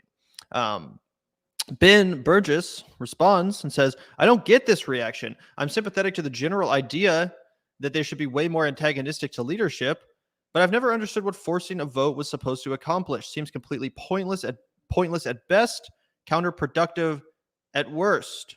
So basically getting hung up on this idea that, well, even if they did force a vote, and even if there was a vote on the House floor for Medicare for all, it would have failed. It would have failed. So why bother? What's the point? It's going to be pointless at best, counterproductive at worst. To that, we responded, how is them using their leverage to refocus the conversation on Medicare for all and other progressive priorities pointless? They should relish the opportunity to embarrass their party leadership for refusing to consider policies that are massively popular within the Democratic constituency. And as I said earlier, not just the Democratic constituency, but actually the entire voting public, Republicans, independents, Democrats alike, progressives, whatever. Everyone wants universal health care. Go talk to a working class person and ask them if they're, fine and dandy with the healthcare status quo in this country. You're not going to hear that. Either way, another important part of this conversation, I think, that sometimes gets lost in translation when we're talking about the floor vote for Medicare for all and why that was an important ask, is this all went down right in the wake of Bernie Sanders getting fucked over by the Democratic Party for a second time, losing the nomination to Joe Biden. And we had this massive movement behind Bernie Sanders, but not just Bernie Sanders, behind the policies that he stood for, behind Medicare for all specifically. And when Bernie Sanders got shivved in the fucking back by the Democrats for the second time, and they all dropped out, and Obama got on the phone, and they all united behind Joe Biden, it was so goddamn depressing for the progressive movement, because all of a sudden, what seemed like this massive movement, what seemed like all of this energy that had materialized behind these policies, chiefly Medicare for all, it seemed like it just all fucking dissipated overnight. And, to a lot of people like Zach and I, that pissed us off. It made us so angry, and it was so frustrating to watch happen, because these are policies that, are very important to us in our personal lives and to the people we know. And we're actually in this struggle because we care about these policies getting passed. And to see all that energy just evaporate overnight because the Democrats got Bernie out of the way, and Bernie just kind of sheepishly excused himself. It was depressing as fuck, right? And we were hoping that the elected representatives of the progressive movement in Congress, people like AOC, we were hoping they would be just as pissed off as we were, and that they would take that energy and turn it into an antagonistic resistance to the Democratic Party leadership that was in part responsible for that movement being destroyed in the first place. So it's not just like randomly out of nowhere someone was like, hey, you should vote for this bill that's not going to pass. No, the point was to keep the fight going, to keep the movement alive, to keep the conversation focused on this vital policy, which results in the deaths of tens of thousands of Americans every goddamn year. It's a fucking national embarrassment. It's a disgrace that this occurs. A fucking genocide of poor people every single year, completely preventable. And the point of forcing a vote for Medicare for all was, as I said here, to refocus the conversation, to get people talking about this, to hold the Democratic Party leadership responsible and accountable, and not just let them forget, and not just let them move on, and not just let the whole nation just fucking move on to the next thing. Because like I said, for a second there, it really seemed like we had a goddamn chance to get these policies passed, or to at least get a president that was sympathetic to these policies passed. And then all of a sudden, overnight, bam, done, no more. And to see the progressives in Congress, the AOCs, the Ro Khannas, the Cori Bushes, the people that ran on and were elected in order to get these policies passed, to see them just give up and walk away sheepishly with their fucking tails tucked between their legs because they didn't want to offend Nancy Pelosi and they didn't want to see negative articles in the press about them. To see them give up that fucking easily instead of just doing a simple goddamn thing of voting against a corrupt corporatist speaker that is diametrically opposed to their political positions, or at least their stated political positions. It was so fucking disappointing and so revealing as to the true nature of these elected officials and the fact that they weren't actually willing to fight for us. They weren't actually willing to put their careers on the line in order to refocus the conversation on this policy that I thought we all agreed was important. Yeah. I mean, it goes back to the Obamification of the squad, right? Or at least that's the slogan I've decided to adopt for it, right? Like this idea that these people who ran on their version of hope and change in healthcare, right? Which is essentially what Obama peddled to us in fucking, I mean, literally it's what Obama peddled to us in 2008, that all of the squad members and Bernie Sanders had a more radical, more visceral, more authentic approach on it, at least rhetorically. But here we are. And you know, your worst fears that you laid out in that diatribe of yours, which I completely agree with, Gavin, is where we are now, right? Wasn't the whole point to make sure these issues stayed at the forefront of the conversation? Now they've disappeared. Now they are gone. There is no conversation. In fact, it's been entirely fucking petered out, right? Like a fucking fire on a rag that you stamped out with your fucking foot. It's just gone. It's out. It's miserable. It's fucked. Now we're back. It honestly feels like we've gone through a time warp. We're back in 2008. We're fighting for the bare minimums. We're fighting for the crumbs. I'm talking about Joe Biden on a daily basis. There is constant, fear and anxiety from the queer community about whether or not their rights are going to be taken away. There is a fucking surge of anti-Semitism and radical evangelical Christianity that is emerging. Like, what the hell happened? Is it fifth grade again? I don't know. And then on top of that, the left just can't get any of our shit together, right? Like we are now so distracted by the things that by the issues we'd thought we'd laid to rest, these cultural issues that we'd hoped we'd settled, right? Gay marriage, right? Just basic acceptance on the, matter of race. Just these little hurdles that now it's all that. And it's like, okay, no, now, what are you talking about? Like, and we've known honestly for the longest time that we had to address the police issue, right? That's never been addressed in this country, but at least like more casual racism, which I feel like has reared its head again as something that like more people or anything.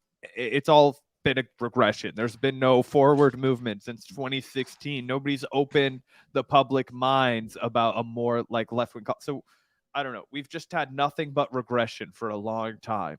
For 7 years. 7 years, it's been basically regression. I know 2020, we felt like we were getting closer. I felt like we were getting closer. I've never been more inspired than the night of the Nevada primary and the 2020 primaries. You know what I'm talking about, Gavin. Yep. Bernie had won the first 3 primaries, Iowa, New Hampshire, Nevada, and I was amped about it. I was fucking amped about it. We were doing the Vanguard blog at that point. So Gavin and I, we would both stay up really late, respectively, in our own apartments back then and just like fucking write in the middle of the night. And then we would edit each other's shit and publish it. And nobody was reading it. We were stoked if like fucking 15 people favorited the tweet, but it was just an exciting time. We were pouring out all of our thoughts. We were laying the groundwork for what this show would become.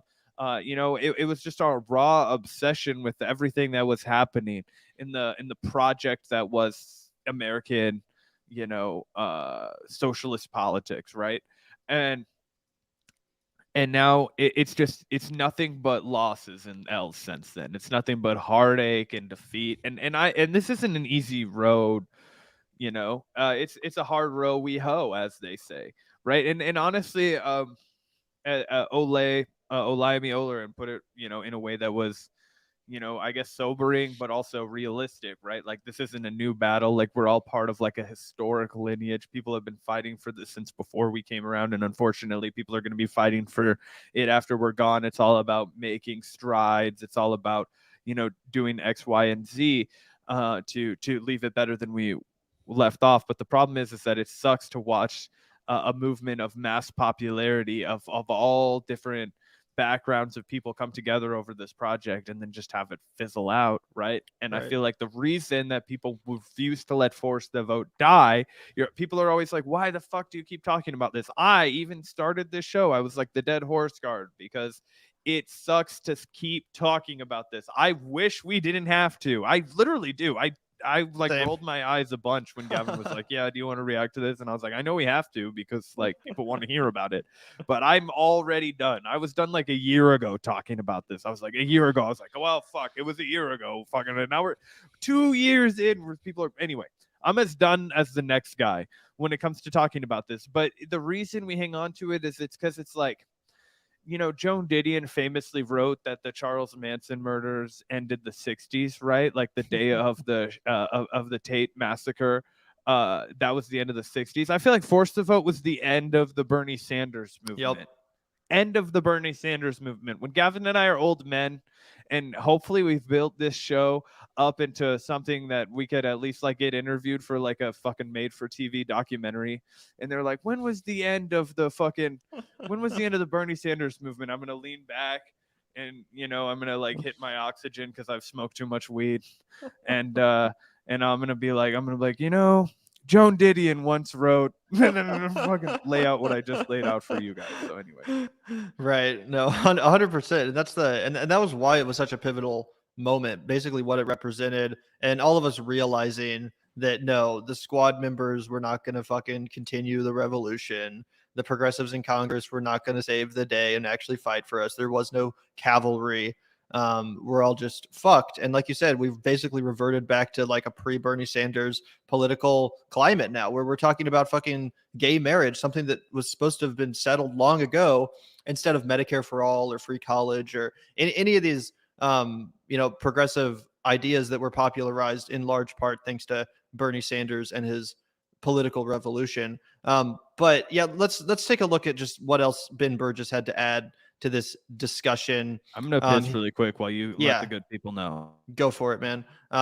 Ben responds and says, I don't see how a floor vote would have done that. If anything, I think it would have done the opposite and made it easier to marginalize Medicare for all advocacy, which is another frequent talking point you hear from people that were against Force the Vote. Again, this notion of like, why bring it to a floor vote if it's likely going to fail anyway? Won't that just kind of beleaguer the movement even further to suffer yet another defeat on the floor of the House? And to that I respond and say, regardless of the end result of the vote, they could have gone on every show that would have them to chastise Nancy Pelosi publicly for not embracing Medicare for all. And in that process, widen the Overton window and refocus the conversation around their priorities like a real left flank should. Again, that's the point of the fucking left flank. That's the point of having a progressive movement present in Congress. Obviously, we're not going to get fucking Medicare for all with Joe Biden as president. Obviously, no one thought that. I honestly don't think a goddamn person thought that shit. I don't think Jimmy thought that. I don't think Kyle thought that. I don't think Briahna thought that. I don't think anyone advocating for Force the Vote actually believed that it would lead to Medicare for all being, written into law, right?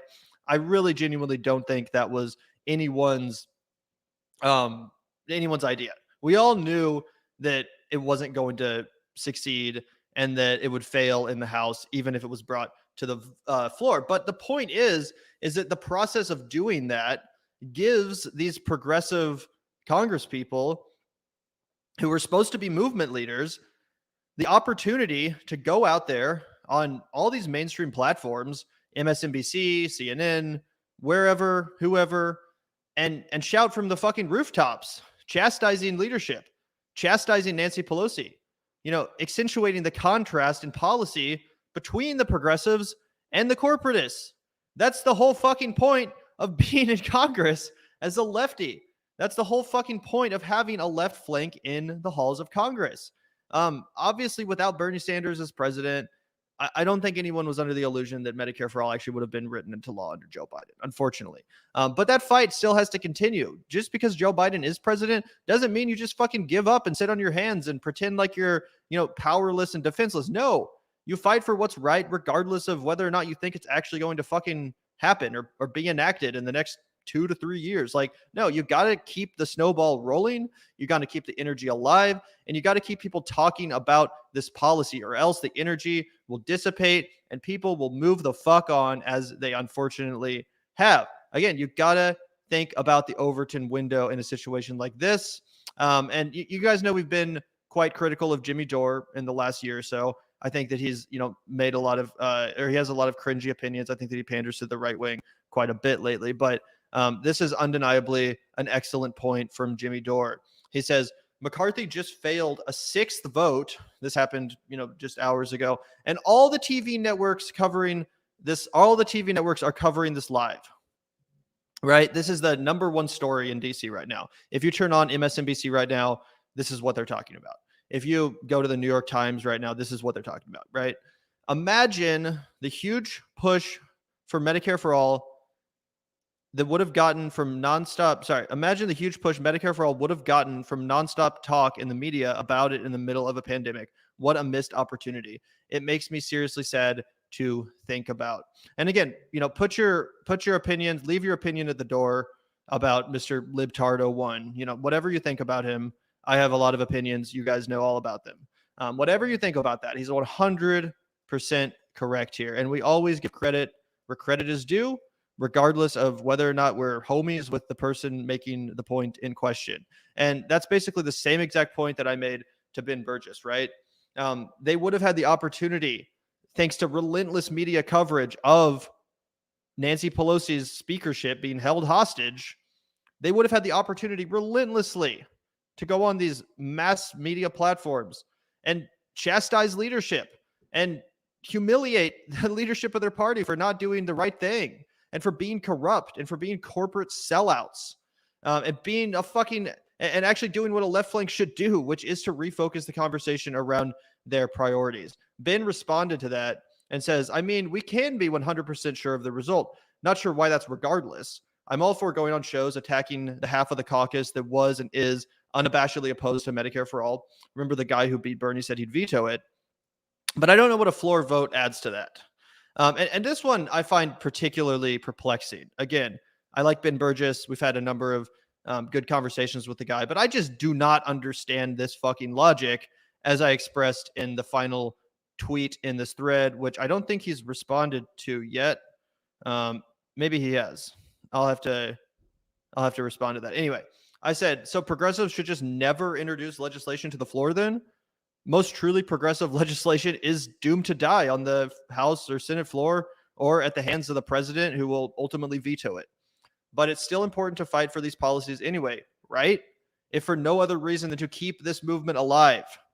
And again, I think that's really what this is about, regardless of the floor vote. Even if you thought that they should have pursued other concessions that weren't Medicare for all floor vote, even if you thought they should have focused on $15 minimum wage or another policy-related concession, I'm sympathetic to those arguments. I don't think it had to be a Medicare for all floor vote. That's what Jimmy Dore's idea was. Other people like David Sirota and Briahna Joy Gray added their own suggestions. The point was, we need to aggressively and antagonistically resist the corporate leadership of Nancy Pelosi. Progressives should not be voting for her unless they put up a fight, unless they get some concessions. And again, what is with this nihilistic, fucking defeatist attitude of, well, it's going to fail, so why even do it in the first place? You could say that about half the shit Bernie does. You could say that about half the progressive bills that are brought to the fucking House floor in the first place, if not all of them. Like, think about when Vaush Ana and Bernie Sanders got together to do that bill to stop Saudi Arabia, or to stop sending money to Saudi Arabia and to prevent the U.S. funding of the Yemeni genocide. I think most people, Bernie and Vaush Ana included, knew that Trump would veto that shit. I think they knew that would fail and that it wasn't going to get anywhere, even though it was passed by the House and the Senate, right? But it was still worth fucking doing, right? Like, it was still worth doing. It made people talk about that conflict. It made people, wonder about why the fuck we are funding and enabling that horrific humanitarian disaster. It refocused the conversation around that issue. Unfortunately, like I said, it wasn't successful. At the end of the day, Trump vetoed it. But I think it was still worth pursuing, right? Am I fucking crazy? Yeah, I mean, I think it all comes down to the idea that it would have generated more dialogue around Medicare for all and drummed up more support for it by the constant media coverage. Why aren't these Democrats voting for Joe Biden? Well, they want to give Medicare for all coverage to everybody. They want to see a floor vote on it. I think that was the calculation that we've made.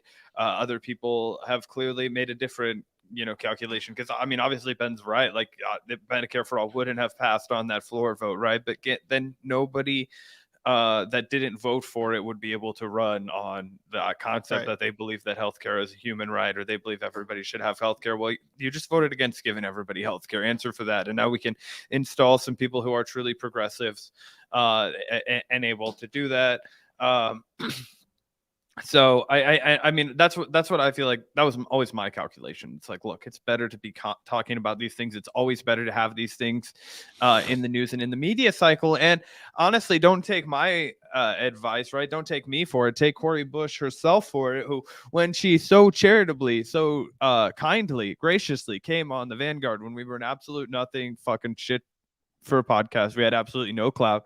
She was like the second episode ever, like third or fourth person ever that we interviewed, between just me and Gavin sitting in my fucking apartment during COVID, right? Yeah, and that was when we were still doing them side by side together. We would just sit around one like Yeti microphone and just record it. Anyway, it was really proto Vanguard.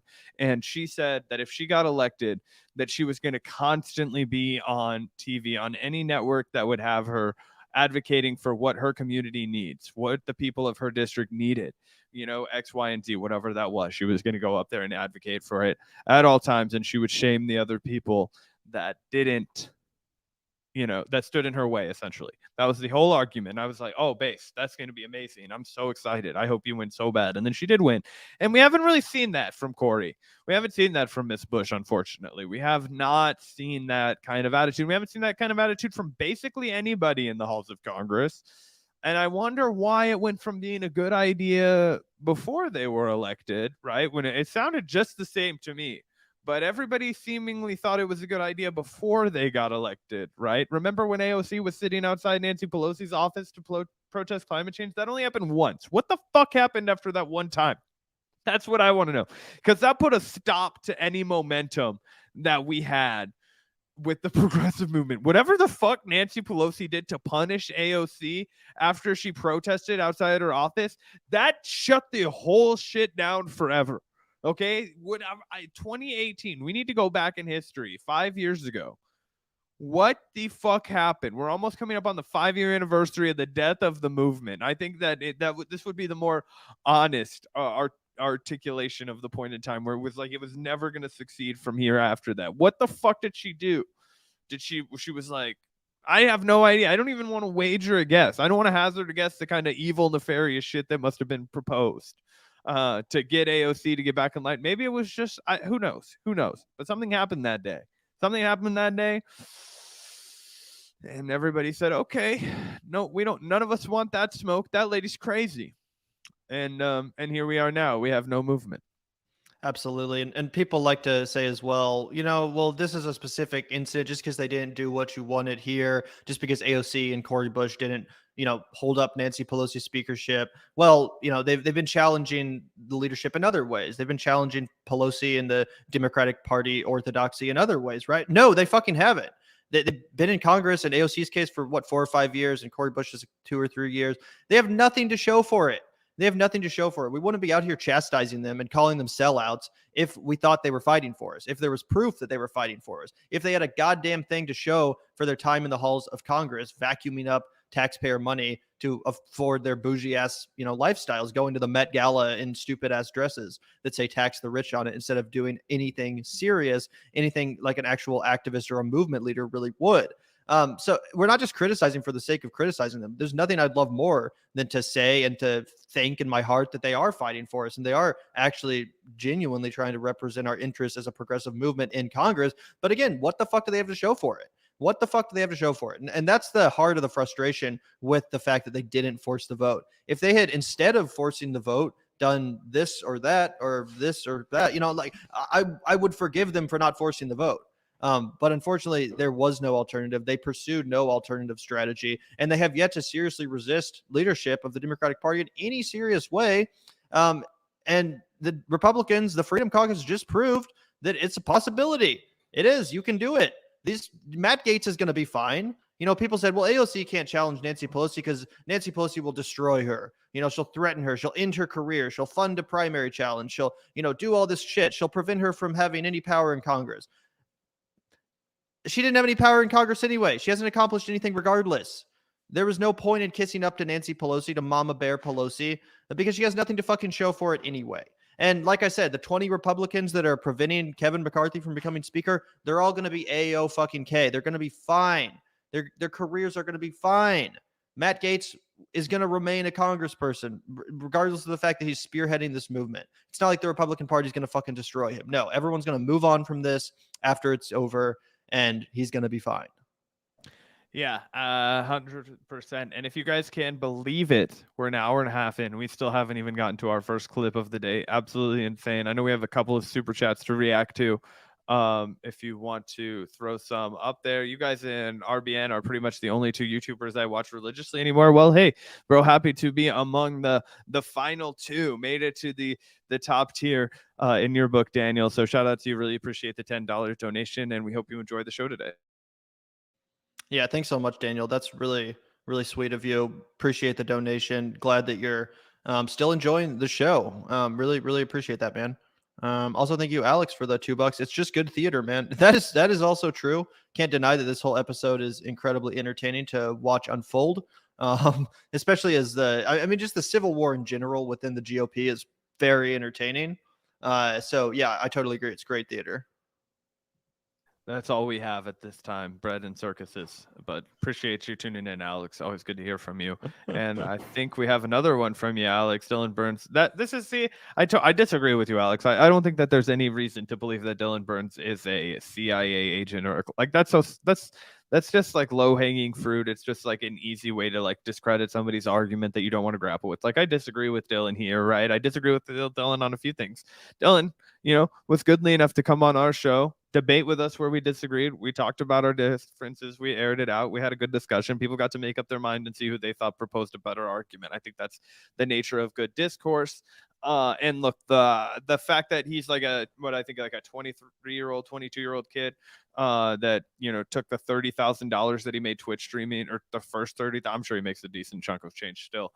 He has a big following. But anyway, he takes that money, hires a film crew, goes to Ukraine. Like that in and of itself, that gumption, the balls that it takes to do that. I use that, freely as a gender neutral term, but still just the fucking gall to go out and do that shit. I find admirable. So I like talking to the guy. I appreciate debating him. Do not think he's a CIA agent, even though we have very different understandings of global politics. And sometimes apparently it seems domestic politics as well. Still don't think he's a CIA agent. Think he's just a dude that we disagree with, but appreciate you for the $5 contribution, Alex. Yeah, thanks, Alex. We do appreciate that. I don't like to call anyone an op if I don't have proof. I think it's kind of intellectually lazy when people say that too about folks on the other side of the aisle. Like they say, like, oh, the gray zone's funded by Russia or whatever. It's like, well, if there's proof of that, then I'll be the first to report on it. But I'm not just going to go around saying that publicly without proof. So in the same way, apply the same grace to a guy like Dylan Burns, who undeniably has some very suspicious, fishy, insanely neoconservative opinions on foreign policy. But, show me some fucking proof and then I'll talk about it. Until then, we'll just agree to disagree. But yeah, I do think it's fair to call him a neocon, straight up. Like his opinion on Ukraine, his opinion on the way that the U.S. should be, involved in that situation is literally that of Lindsey Graham. Straight up. They both think we should be involved even more. They both think we should be giving even more money to that situation and fueling what could result in a nuclear conflict. I don't think neocon would be the word I would reach for, just because of all the other all of the other connotations of neoconservatism as a movement that emerged in the Bush era, that I do not think that that Dylan represents. I would say that he has very militaristic and very hawkish views on the particular issue of Ukraine, I know he feels really strongly about it.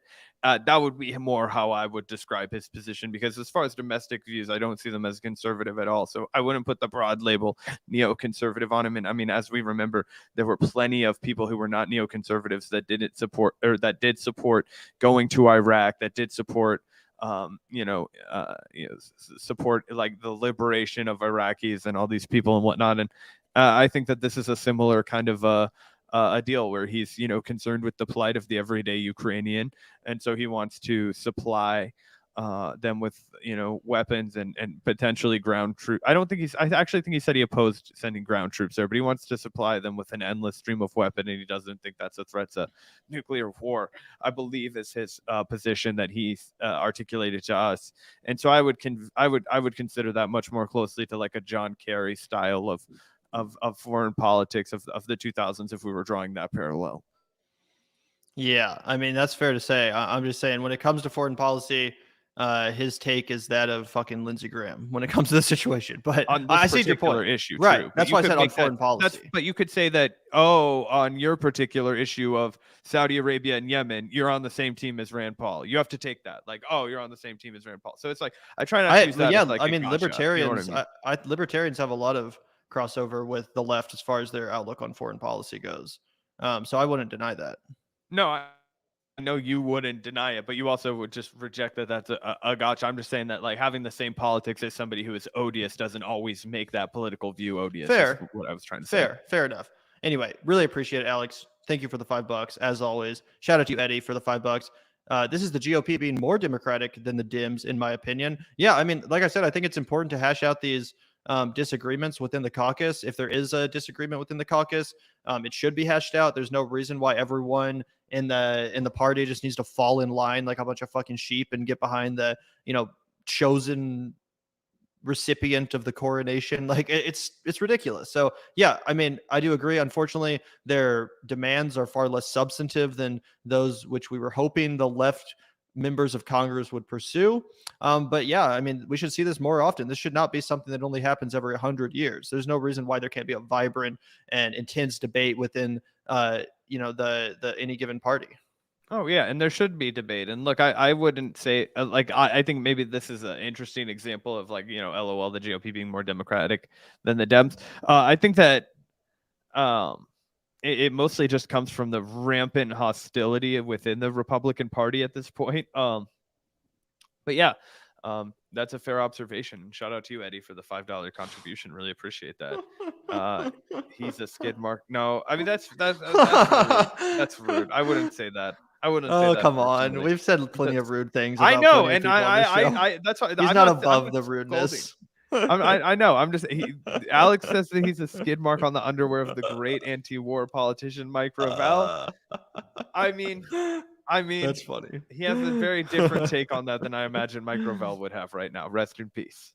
Yeah, if you guys don't know, the reason why Alex says that is because Dylan Burns actually worked on the Mike Gravel campaign for president in Maryland. And yeah, Mike Gravel's opinions on foreign policy basically are diametrically opposed to those currently held by Dylan Burns. So yeah, shout out to you, Alex. Do appreciate it. Again, I'm not saying that Dylan Burns is a bad faith actor. I think he believes what he says. I just vehemently disagree with said opinions. But I'd be happy to talk to him again. Like, if he wants to come on and chat about Force the Vote or whatever, he's more than welcome. I think he's an amicable guy. He's a smart guy. Just have some serious disagreements on foreign policy. So thank you, Alex. We do appreciate it. And shout out to you, Kelly, for the $4.99. The real poison in the well is how the Republican leadership attempts to govern based on their role in January 6th. I can't see how they wash their hands of that. The real poison in the well is how they. What's your response to that, Zach? I think that's not really one of their concerns at this point. Oh, I think that's what she's saying, is how they've just walked away from the fact that they're not even holding their own party accountable for what happened on January 6th. And she's saying that, like, how could you, like, just walk away from that? And I agree with you. To be honest, Kelly, I think you might have more success with this argument with Gavin. I have always just I feel bad. I feel like maybe I should have taken it more seriously, but I've always just kind of laughed at the January 6th people. I've always been like, these fuckers were never going to take over the government. I understand that they attempted to, but it was just such a fucking shit show. Like such an obvious, like never gonna happen. Like a bunch of LARPers, like the dude with the big thing, just like in the middle of the like halls of Congress or Here's whatever my in the thing Capitol. about January 6th. I agree with you that the actual fucking Duck Dynasty motherfuckers that stormed the Capitol shouldn't be taken all that seriously. Like, yeah, they were pretty goofy, all that stuff. What I think is should be taken seriously, though, is Donald Trump's sincere attempts to subvert democracy and actually steal the election. Like, fuck the stupid ass people that showed up to storm the Capitol. Obviously, they weren't going to do shit. They should, it is just kind of funny. But I do think we should take seriously what Trump did try to do. And that was regardless of whether or not the Capitol got stormed or not. Like he called the fucking dude in Georgia, the Secretary of State, or like, find me 20,000 votes. Like he genuinely tried to steal the election. I don't think there's any denying that. And I think that should be taken seriously and addressed, and he should face consequences for it. But yeah, the people that he brainwashed into showing up and storming the Capitol, should be taken less seriously. They're just, kind of the victims of his propaganda. Yeah, and also just they were never ever going to succeed. Like that's the one thing that I did think was hilarious. Like the Claire McCaskill's on TV, like acting on January 6th, like there was a real potential, like we were just like our government was going to like be taken over, like and I don't know how much any of that was just like theater to like get ratings, but people were genuinely like appalled that day, and I remember I was at this time, guys, at this time my job was that of a call center guy, but I worked remotely and I did just damn near everything. I soft quit before soft quitting was cool. So I slipped into the training program where like they just like I got acquired. The company I was working at got acquired by another company, so I never worked for like 4 months. And then I finally had to start working right around the time of January 6th. So I remember taking all these angry customer phone calls because I was in like customer service phone service watching this all go down. And I remember just thinking how pathetic it looked. I remember just thinking like, oh my God, this is crazy. They would have shot all of these people if they were left wingers. They're just letting these right wing LARPers just like basically like stroke themselves off and pretend that they're doing something heroic instead of actually doing anything about it. And that was what was most surprising to me. It was just like I was like, wow, this is how far the pigs will let white Republicans get away with shit, right? Like they can bring whatever they want, they can go wherever they want, they can behave however they want, and they're still not going to get the same treatment that we got for fucking just peacefully protesting outside of the plaza in Kansas City. You know what I mean? Yeah, sorry, I'm not laughing at what you said. I just saw someone that sent in quite an interesting super chat for you. So we can quickly, you can answer this one if you want, Zach. Call bullshit on this, Mark Felcher. I don't think I would have ever described my pubes that way because I have been since like 9th grade like a pretty regular trimmer. I've never really been a guy that likes to let it all hang out. Even when I grew a long beard, long hair, I was like below the belt. I like to take it and keep it nice and straight edge Nice down and there. You know what I manscaped. mean? Yeah, nice and manscaped. You got to keep the lawn mowed. You know what I'm saying? Like like look at yourself in the mirror in the morning, you want to get the full angle, right? You want to get the full view. You don't need any obscurities. Anyway, I'm kidding, Mark, but yeah, I'm gonna call bullshit on that. Publish the receipts in the comment section if you really have the dirt, but I don't think I ever said that. I'm gonna go ahead and push back on that. I've said a lot of crazy shit. I may have described another man's pubes if we were reacting to something on the show. That I wouldn't put past myself. You could find that more or less shameful depending on your own personal ethics. But I'm going to say that I never described my own pubes that way just because that would be an inaccurate description of them. Yeah, I don't remember you saying that either. But shout out to you, Mark. He was here too. I've already got one witness on the stand telling you you're full of shit. You're going to have to bring some serious dirt to convict me. All right. Yeah. We have both been impaired on several occasions doing the show, though, so I might have forgotten. Admittedly, I don't think so. You seem straight as an arrow to me, Gavin.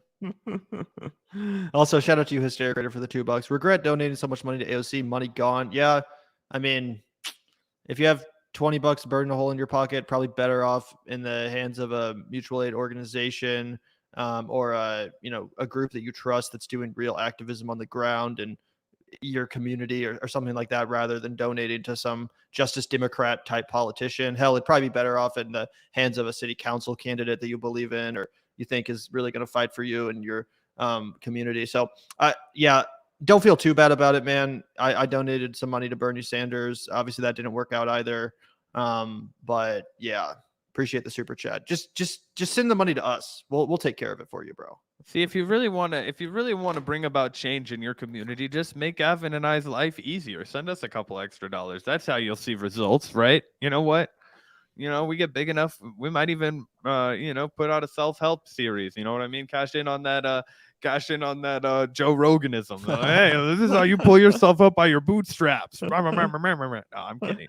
Obviously, everybody has regrets with how they've spent their money. I mean, think about how much money you've gotten and how much money you don't have now, and you're like, damn, I have some regrets. I think anybody could feel that way, right? Like, think about it, Gavin. Think about all the paychecks you've ever gotten in your life, and then think about how much money you have tangibly right now, and you're like, fuck, I could have done it different. I could have done it different. I think I could have managed my wealth more, and it doesn't happen like that. So I think we all have financial regrets. That's what makes us American. So shout out to you, Hysteric Raider, and shout out to you, Boeing 757 pilot. You chatted the other day. We were just talking. I hope your holiday craziness at work has leveled itself out. I hope that it's not as insane at the airport as it has been. But he says, and also appreciate your generous donation, Bowen. Really appreciate that. The public will have forgotten or won't care about the multiple ballots soon. Most will move on soon. Pelosi would have conceded to the demands before the vote if she believed the progressives were going to embarrass her. That's what I've been saying, Bowen. You are right on the money right here. I think this is exactly what we have been trying to argue on the Vanguard. Yep. I couldn't have said it better myself. There you go. You laid it out. That's the whole point. Not only they probably don't even know that it's happening now. You have to be very plugged into politics to be watching this at this juncture.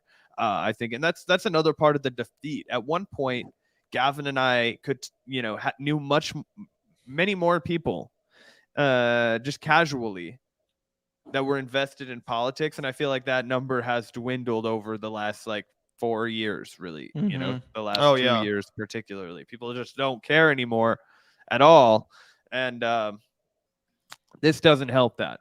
So yep. Anyway. I mean, I remember watching it happen in real time with my girlfriend at the time, who was super invested in the Bernie movement. It was like a big watcher of progressive YouTube, really was invested in this movement. And I, of course, had to continue being invested in this movement because of my job and because other things. I mean, I care, obviously, but because of the Vanguard, I had to keep paying attention to everything going on. But as soon as the Bernie movement ended, as soon as he dropped out, she basically completely tuned out. She's like, nope, I don't care anymore. It's too depressing. I can't be a part of this anymore because it just doesn't feel hopeful. It doesn't feel optimistic anymore. There's nothing to fight for, seemingly. So yeah, it's really a bummer. And I totally agree with you, Boeing. The Pelosi would have absolutely conceded to the demands. There is no way anyone other than Pelosi was going to become speaker. She would have done what was necessary to make that happen, in my opinion. So shout out to you, Boeing. And Boeing also followed that up with another generous super chat. Thank you so much, Boeing. The progressives were supposed to vote against Pelosi regardless of force the vote. Ben doesn't understand the art of the fight. You expect and welcome many losses before you finally win. You fight even in the face of a loss. 100% correct, Boeing. 100% correct. And what's baffling about people like Ben Burgess espousing that sort of a position, this defeatist, nihilistic perspective. It's like, what do you think the entire fucking history of the progressive movement has been? It's been getting beaten down over and over again. Like the very nature of being part of an anti-establishment movement, when you're up against the fucking establishment, guess what? 9 times out of 10, if not 10 times out of 10, the establishment's going to fucking win. Of course, they're the establishment. We're the ragtag fucking, bullshit rebels fighting back. But of course the establishment's going to win. That's the given. That's the position you have to start from. When in any activist struggle, if you're fighting climate change, what do you think, you're going to fucking stop climate change by throwing some soup on the painting? Well, you do it anyway. Of course you're not going to stop climate change. You do it anyway because it's the right fucking thing to do. Absolutely. Shout out to you, Boeing 757. Look, I completely agree with you. I think that the fight alone would have been worth it. It's kind of like the Rocky analogy, right? Like, it's about going the distance before it's about the end result so much. It's about like, can you take the punches? Can you roll with the punches and then still make it to the end of round 15? You know what I'm saying? So, absolutely. Really appreciate you being a loyal listener, Boeing, and always good seeing you in the chat. Also, Yeah, I thanks. really do. Oh, go. Oh, go for it, bro. Oh, I was just gonna really quickly. I just saw a chat from Brittany from like a while ago, Brittany Rollinson, because I feel bad about this because one time she chatted about she sent us a super chat about the Bengals, and I was like, "Go fuck yourself," and that was kind of rude, so I apologize. And she's so anyway, shout out to you, Brittany. I like the picture of your dog in here. I'm also a big dog guy. My dog's downstairs being grumpy about the fact that he can't walk Aw. out to the Vanguard studio.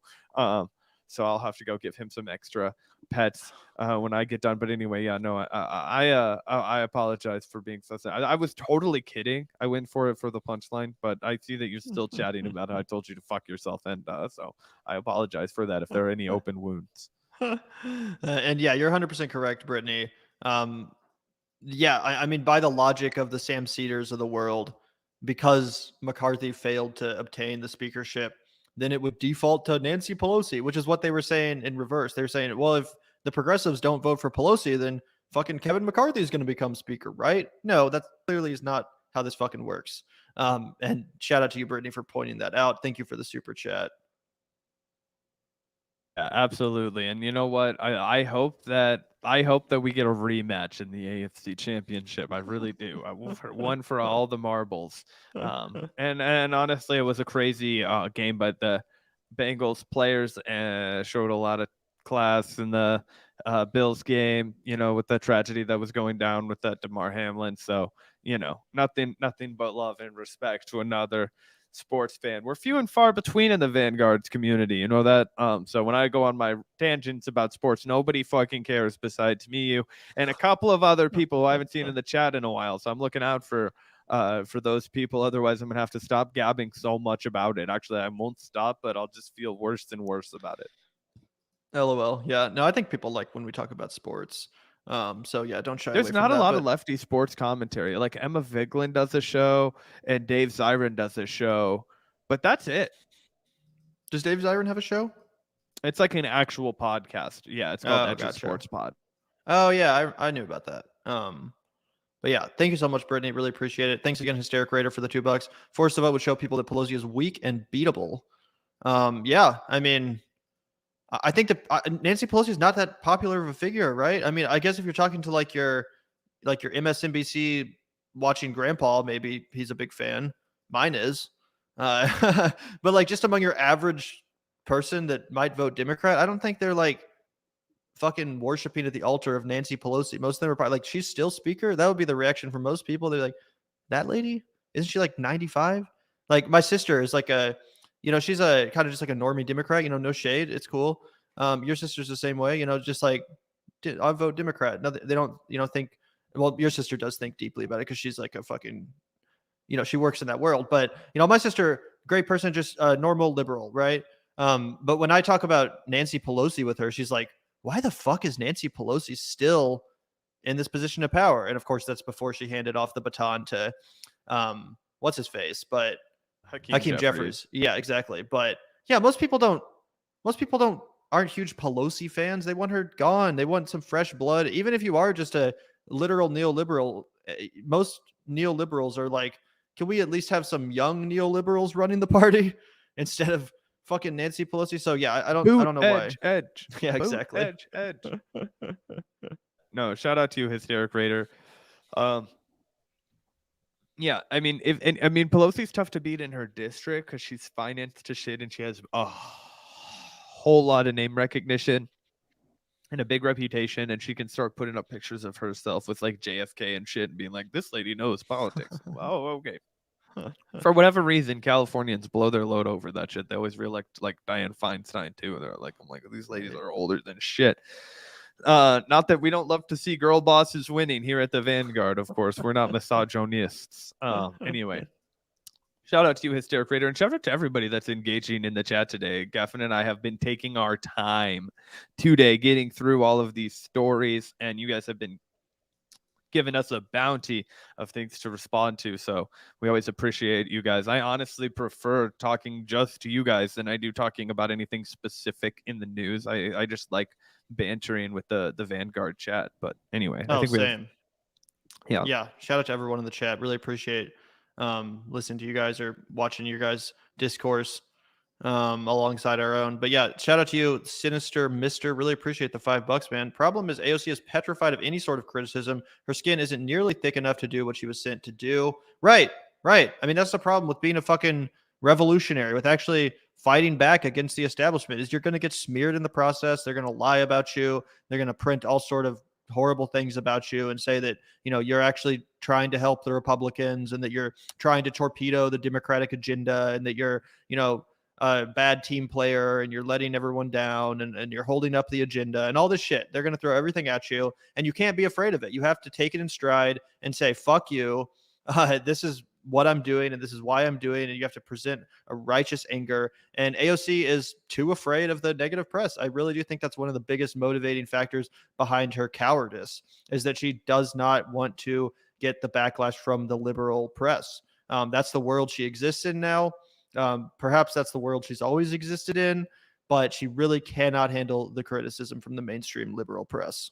I mean, unfortunately, that's not unique to AOC. That's the same story we've seen with Bernie Sanders, right? Why didn't he go harder against Joe Biden? True. Why didn't he go harder against Hillary Clinton? Why did he, why didn't he, why did he call Joe Biden his friend? Why did he not differentiate when Joe Biden lied in the live on the debate? Why did he say, go Google this, instead of like actually laying out the that lie? Why didn't he fillet him like a fish on stage? Because he doesn't have it in him. Why is he not making serious demands now? Why is he not telling everybody to fuck off and withhold their vote? Because he's afraid of the bad press. It's not a problem that's unique to AOC. It's a wide human problem, and part of the catch-22 of American politics is the way that it's been constructed, is that in order to win, you have to be a people person, right? But in order to be effective, you have to not give a fuck what anybody thinks about you, and you have to not be worried about alienating yourself, and you have to not be worried about fundraising and all those kinds of things. On top of that, you also have to be concerned with movement building. So there's a lot to juggle there, and we just haven't seen anybody up for the role in a long time. A lot of people will point to Ralph Nader, but Ralph Nader didn't serve in the Senate, right? Like Ralph Nader was always an outsider. He always came as like, and he did tremendous things as a lawyer and as a public advocate. Do you like having seatbelts, airbags? Do you like the fact that people can't smoke inside anymore? These are all things that you can attribute to Ralph Nader, right? Fuck that guy. I want to smoke inside. Yeah, LOL. That's, him and David Lynch can duke it out in a celebrity boxing match. That'd be hilarious. But anyway, I just think that that's a broad problem, and it's one of the big reasons why we just never see politicians like this, because in order for them to get big enough, in order for them to be likable enough for them to succeed, typically it makes it harder for them to go turn around and just have everybody hate them. Right. Absolutely. Do you want to watch a little bit of this Briahna radar while we let some more super chats pile up? Yeah, absolutely. Gavin's expecting some more dough from you fucking people. So fork it over, he says. He says, we're going to wait, you peasants. Yeah. Keep it coming, guys. Keep it coming. Got to pay rent. But yeah, let's take a capitalist over here. I go, don't worry, guys. I'll try and keep him sequestered. He hasn't Dave Rubined us yet, but we'll see. Anyway, don't worry, everyone that super chatted so far. We'll get to your comment, promise. Just wanted to watch a little bit of this video because I know that's probably why a lot of you guys clicked on this stream in the first place. We are 2 hours in and we haven't even pressed play. So I would like to watch some of this and react to it. Not the whole thing, but specifically, this gets pretty spicy because Briahna is, of course, relitigating the whole Force the Vote episode from 2021, as we just did. And, we've already given a lot of our commentary, so we can probably just, try to get through this and move on. But she basically relitigates the whole episode and in the process calls out Sam Seder, Cenk Uygur, and Ryan Grimm in pretty uncertain terms for the role they played in that whole debacle and some of the commentary that they were espousing at the time. And in hindsight, she's kind of saying, well, this was clearly bullshit. And here's why I was right. Here's why Jimmy Dore was right. Here's why everyone that was advocating for this at the time was right. Here's why the progressives should have employed the strategy. And now we have to sit here and watch the fascist GOP lunatics do what the progressives were too weak to, which is a real fucking bummer if you're a progressive. Either way, I thought this was pretty spicy. As someone in chat said, she took no prisoners. So let's take a look here. They should force the vote. Although I first heard of the idea from Sam Seder, host of the YouTube show Majority Report, who said he supported Jimmy Dore's idea despite having a long-standing feud with Jimmy. He quickly changed his tune, alluding to a call he'd received that discouraged this approach. A call from whom? We could only guess. The legacy left media all quickly turned against the idea, with large accounts like the Young Turks, Majority Report, and others spreading outright misinformation about the risks of what might happen if the squad declined to vote for Nancy Pelosi. They repeatedly claimed, wrongly, that Kevin McCarthy would become Speaker of the House by default. Of course, as we all saw yesterday and today, that was never true. Hakeem Jeffries is not magically Speaker of the House, despite earning more votes in the first count than McCarthy did yesterday. You need a majority of the House, not just a bare majority, to be Speaker. And yet the lie was so pervasive that Pramila Jayapal herself lied directly to former Rising host Ryan Grimm's face when he asked her during an interview why she voted for Nancy Pelosi without demanding real concessions. Now, there were some pundits and left-wing media personalities ahead of this vote who were urging the CPC to use the vote for Speaker as leverage to extract a floor vote on Medicare for all. Why didn't the CPC end up taking that particular route? Well, I'm sympathetic, obviously, as the lead sponsor of the bill, to people who are frustrated that we have not moved to a single-payer system yet. But the reality is that this is a very slim margin. The vote for Speaker was between Kevin McCarthy and Nancy Pelosi. And throwing the entire chamber into chaos would have been very detrimental for the Electoral College vote and everything else. I later confronted Ryan about his failure to push back against Jayapal's claim on my podcast, and we had a constructive conversation about how things could have been handled differently. But since squad members rarely open themselves up to questioning from anyone in progressive media outside of Ryan Grimm at The Intercept, that missed opportunity was one that carried the lie that Kevin McCarthy could become Speaker if Democrats force the vote far and wide. Sam Seder was one of the most vocal opponents to force the vote. After, of course, he supported it. And following a 3-hour debate with me on my podcast, it was incredibly demoralizing to hear that he did not understand the basic facts of how the congressional vote even worked. I recommend everyone go and listen to that debate at Bad Faith if you haven't watched it already. Now, all of this was as obvious as the nose on my face 2 years ago. But major left media figures like Sam have been loud and wrong about this for years without any apology. This issue became the source of a major fissure in left politics. For years, I've been the subject of personal attacks from opponents of Force the Vote. Sam, for one, argued after a debate, which ended on a friendly note, that I, quote, yelled at him for 3 hours, while Cenk Uygur referred to me as a fake leftist just 6 months or so ago, in part because of my advocacy for Force the Vote and my perceived alliance with Jimmy Dore, who shared my support of this particular tactic. Now, of course, both the left media and mainstream media are perfectly clear on how all this works now that there's no pressure on progressives to actually be adversarial to the Democratic Party, outside, of course, wearing tax the rich sweatshirts. Now they get it. But while Democrats are bending over backward to pretend that the force the vote strategy is emblematic of a Republican Party in disarray, what this moment really shows is how fully controlled by the corporate Democratic Party progressive Democrats really are. What the rogue Republicans are fighting for now is not what I would have asked for. But the point is that progressives in 2021 could have asked for anything. My former colleague Ryan Grimm, along with progressives like AOC and Pramila Jayapal, bragged back then about securing relatively minor procedural changes like PAYGO exemptions. They lauded these gains so much, you would have thought that PAYGO was Esperanto for student debt cancellation, a $15 minimum wage, or a classic Oprah car giveaway. In 2021, these progressives celebrated wins much smaller than the wins already secured by the Republican holdouts this week. But now they're taking smug selfies from the House floor, as though McCarthy's concessions aren't proof that they gave up an enormous amount of leverage without a fight 2 years ago. And for what? What happened after they decided to play the game and make nice with Mama Bear? AOC tweeted that she wouldn't be forcing the vote because she was negotiating on the inside for committee appointments and was reserving leverage to fight for a $15 minimum wage. But how did that go, AOC? Biden and the corporate Dems killed the $15 minimum wage when Schumer stripped it from must-pass COVID legislation that only needed a bare majority to pass, converting a 51-vote issue into a filibuster-proof vote. And it was reported that Pramila Jayapal whipped votes to make sure the progressives didn't threaten to vote down the COVID relief bill in protest.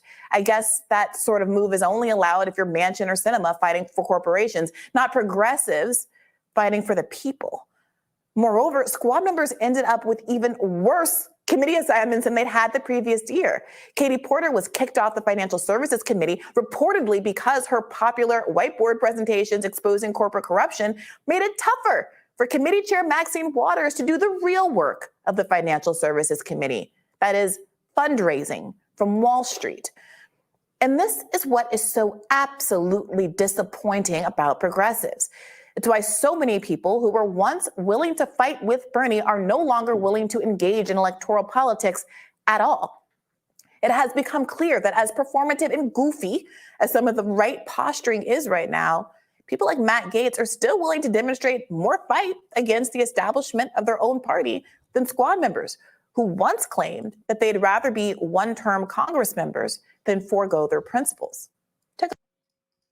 So yeah, I think we could probably cut it there. I think that was the gist of what Briahna was saying, or at least the part that I wanted to react to. Do you have any thoughts on that, Zach? Yeah, look, I mean, it's kind of like if you don't listen to us or care about what we have to say, you can hear it from Briahna right there, a much more credentialed voice on this matter than we are, right? This is a Harvard law degree holding former press secretary for Bernie Sanders, right? I mean, no slouch. And has basically articulated there exactly what we've been trying to say the whole time. The goalposts were moved, like we remember back when they were trying to peddle that Kevin McCarthy was going to be the speaker if Nancy Pelosi was challenged or whatever, which was horseshit and just not how it works. They could have had dozens of elections, which is exactly what we said, and all of those people peddled a different lie, right? And as Bree pointed out, even fucking Pramila Jayapal peddled that lie, and of course we've covered that throughout our channel's history, as Bree has documented herself. So really, most of the downsides we've already witnessed. There was no fight for 15 that ever materialized. There was no, oh, we're saving up our big push for this, because there never was a big push.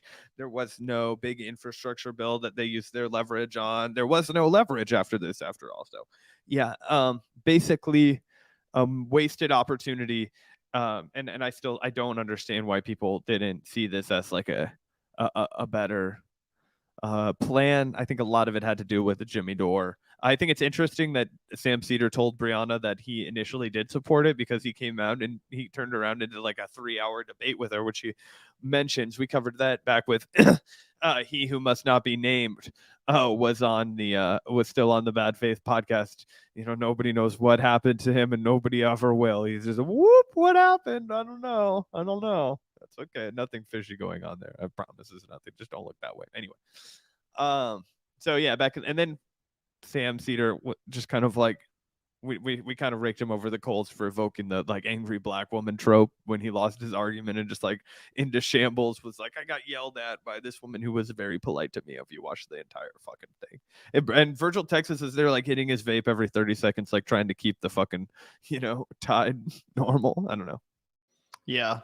So pretty juicy stuff. Briahna definitely took no prisoners, calling out everyone.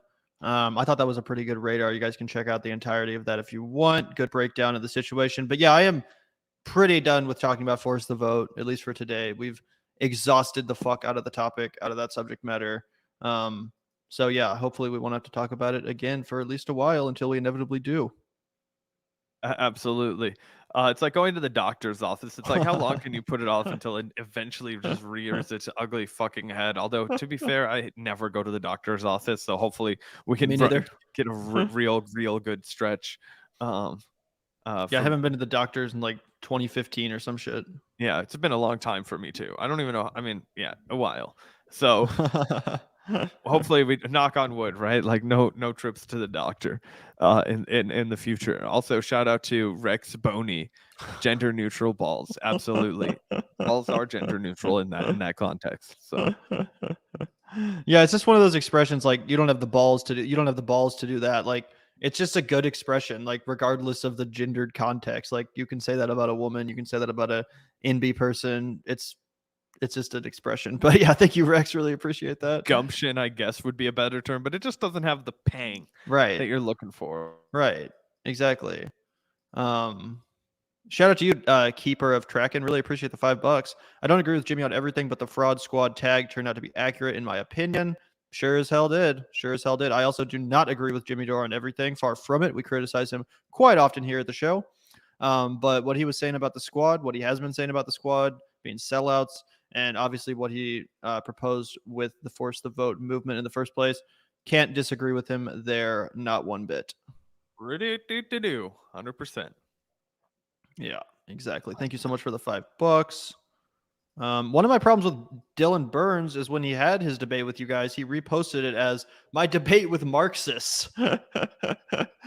I'm not as left as you guys, but I never labeled you in a negative way in our interview. And then you go on to specify not that Marxist is bad, but it's used as an insult by people. And yeah, I mean, clearly I didn't know he titled our debate that's funny. But yeah, clearly he was trying to these fucking fringe far left radicals over here, please hire me, MSNBC. Just kidding. But yeah, that's pretty funny. I don't have a problem with that, to be honest. We're sometimes, that's just part of the game. When you're a streamer, people are going to title your interview something crazy. Like we probably should have titled our debate, debating a neocon or something like that. That would have been funny. NAFO, bro. Yeah, exactly. Or whatever the fuck they call what do they call them? The NAFO. Yeah. Oh, yeah. Okay. I called it the right thing. Yeah. The Ukraine bros. Yeah. Anyway, that's funny. One, because neither of us really identify as Marxists, right? I don't think anybody that tunes into our show identifies as Marxist. But here's the one thing: people who don't know us very well give us way more credit. And like when I was like, oh, Gavin, we should call we really came up with the idea of the Vanguard, right? Like I will wear on my sleeve. I don't think either of us really knew the Marxist connotations that the show had. I just was listening to D'Angelo and the Vanguard's Black Messiah record, and I was like, we're gonna buy a Vanguard. Google search, what does Vanguard mean? I'm like, this is gonna be perfect. Gavin, what do you think about okay, let's do it. We'll call it the Vanguard block. Anyway, but now Vaush, when he first saw it, he was like, oh god, these are gonna be tanky LARPers. They're called the Vanguard. I'm like, no, actually, we're just dumb. We just stumbled into a fucking really good leftist play on words. We were thinking cutting edge, on the edge of the that kind of Vanguard. It is a perfect name though. Oh yeah, for sure. I'm not against the name the label Marxist, although I got my own ideas. I would never label myself an ist of anybody else. You know what I mean? I just feel like that's limiting. I believe in the fucking philosophy of this other guy. It's no. Yeah. I don't really vibe with that. Yeah. It's I'm an anti-capitalist, so I guess if that makes me a Marxist, then sure. But I don't go around walking up to your average person and be like, I'm a fucking Marxist. Okay, no one cares. But yeah, clearly trying to paint us as tankies, even though we're not, even though we said that in the interview, whatever. Shout out to you, Alex. Thank you so much for the super chat. As always, really appreciate your generosity, bro.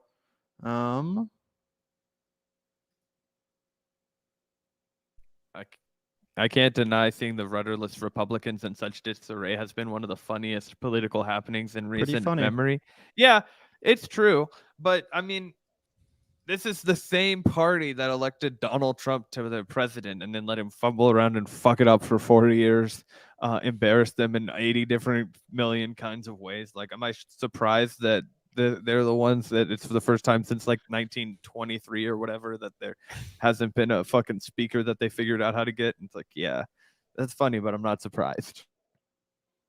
Yeah, it is funny though. I mean, I love the circus. You guys know that I love the horse race. I love the circus. It's part of the reason why I continue to be so invested and pay attention to politics, despite how fucking depressing it is. I do love the circus element of it, and this is some prime circus material going on. So can't argue with you there, Tool Druid. Really do appreciate the 666, the number of the beast. Hell yeah, bro. Thank you so much as always. Yeah, Iron Maiden. Fuck yeah. No. And shout out to Daniel White, being from Cali, now in Arizona. Cali is shitlib central. My whole family are shitlibs. My mom, who is 83 years old, and I play her your vid. Yo, shout out to you for playing your 83-year-old mom Vanguard videos. Really, really appreciate that. I hope that she gets down with us. I hope that we make her useful again, and then she's here for another 83 years. Shout out to you, Daniel. Really appreciate that generous donation. Yeah, thank you so much, Daniel. We always love getting super chats like this. Hopefully your mom wasn't too offended by our potty mouths or anything like that. But I'm sure that, not to fucking infantilize the elderly. Lots of elderly people swear just as much, if not more than we do. Jesus Christ, Gavin. Infantilizing the elderly. I don't even know if I can do this show with you anymore with the morals like that. Anyway, yeah, I'm glad that she likes the show, man. That's awesome. Thank you so Next, much. He's gonna want to bring in R. Kelly from prison. This is ridiculous. Anyway, thank you so much, Daniel. Really appreciate the $10. Glad your mom enjoys too. That's so awesome. We love hearing those stories. And for some reason, boomers do tend to fuck with the Vanguard. I don't know what it is about us, but they tend to fuck with us. I have no idea what the fuck that would cost that. I'm going to be honest. It's a real head scratcher, but we fuck with you in return. So even though most of my childhood, the elderly did not get down with me. Did I ever tell you the story of how I accidentally stole an elder lady's power scooter one time, Gavin? That was a real fucking... I never told you that? No, that was a real turn of events. Anyway, I thought it was for sale. It wasn't for sale. Anyway, we'll get to that another time. Anyway, shout out to you, Jonathan Boyle. Really appreciate the $20 super chat. Always love seeing you in the chat, Jonathan. I know you're a long-time listener, so always great to see you in the chat, and really appreciate this generous donation. Love how Sam wouldn't call Brie out by name when he gave his take, only referred to as someone who built their whole podcast career on Force the Vote. Hey, to be fair, that could be any number of people, including some smaller people like us. Like, we are also some people who built our entire podcast career on Force the Vote. But I think it would be massive. I think it would be way more accurate to describe a channel like ours that way. Whereas I think Briahna built her fucking podcast off the fact that, she had a successful journalism career, and then she became Bernie Sanders' press secretary, and people thought that she had insightful things to say. She had a podcast before Bad Faith too. She had Somebody's Wrong on the Internet or whatever, which I never listened to, but I'm aware existed. Plus Hear the Burn. Oh, yeah, and Hear the Burn, which a lot of people listen to. What the fuck? That was a natural segue from the Bernie campaign into podcasting. Right? Obviously. Yeah, and I remember, like, Sam Seder was a guest on Hear the Burn at one point, maybe multiple times. So, yeah, that's ridiculous. And if anything, yeah, we're the show that built our whole fucking career on Force the Vote. We talk about that all the time. It was popping off. That was amazing. But, yeah, thank you so much, Jonathan. Really appreciate that. $20. I think we got a couple more. Let me scroll. Shout out to you, Alex. Going to the doctor is fine. The dentist is torture. Yeah.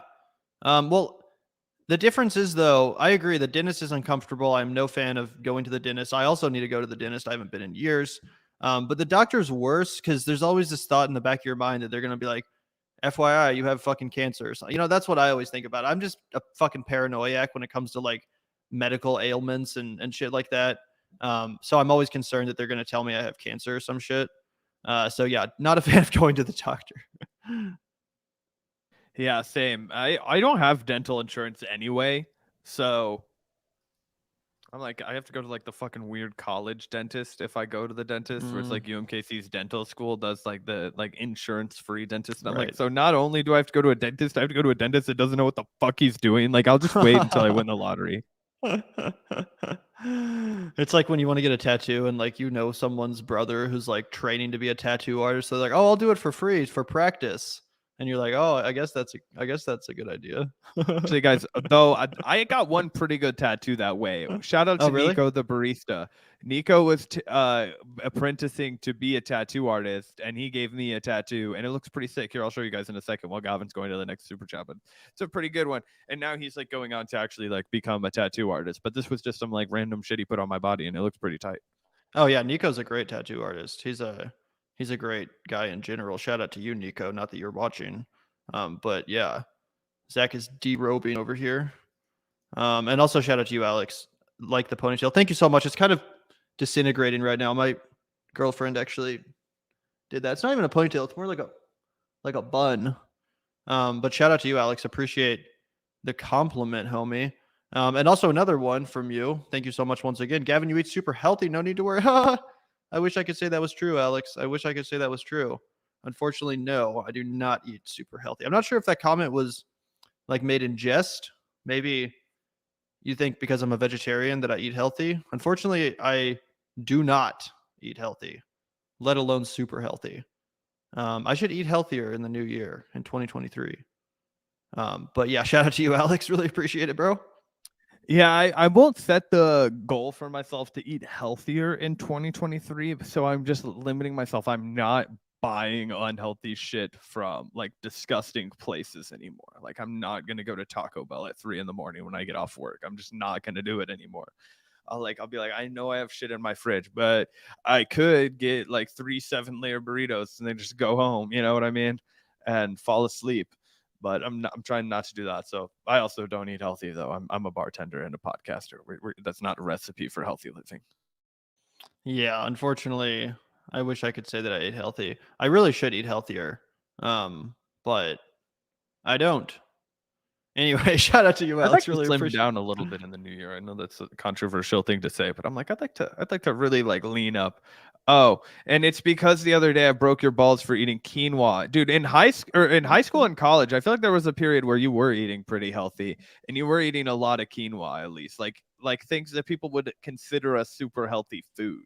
At least, like obviously, you were also still eating like Sarpino's calzones on the delivery, but like most people don't know that.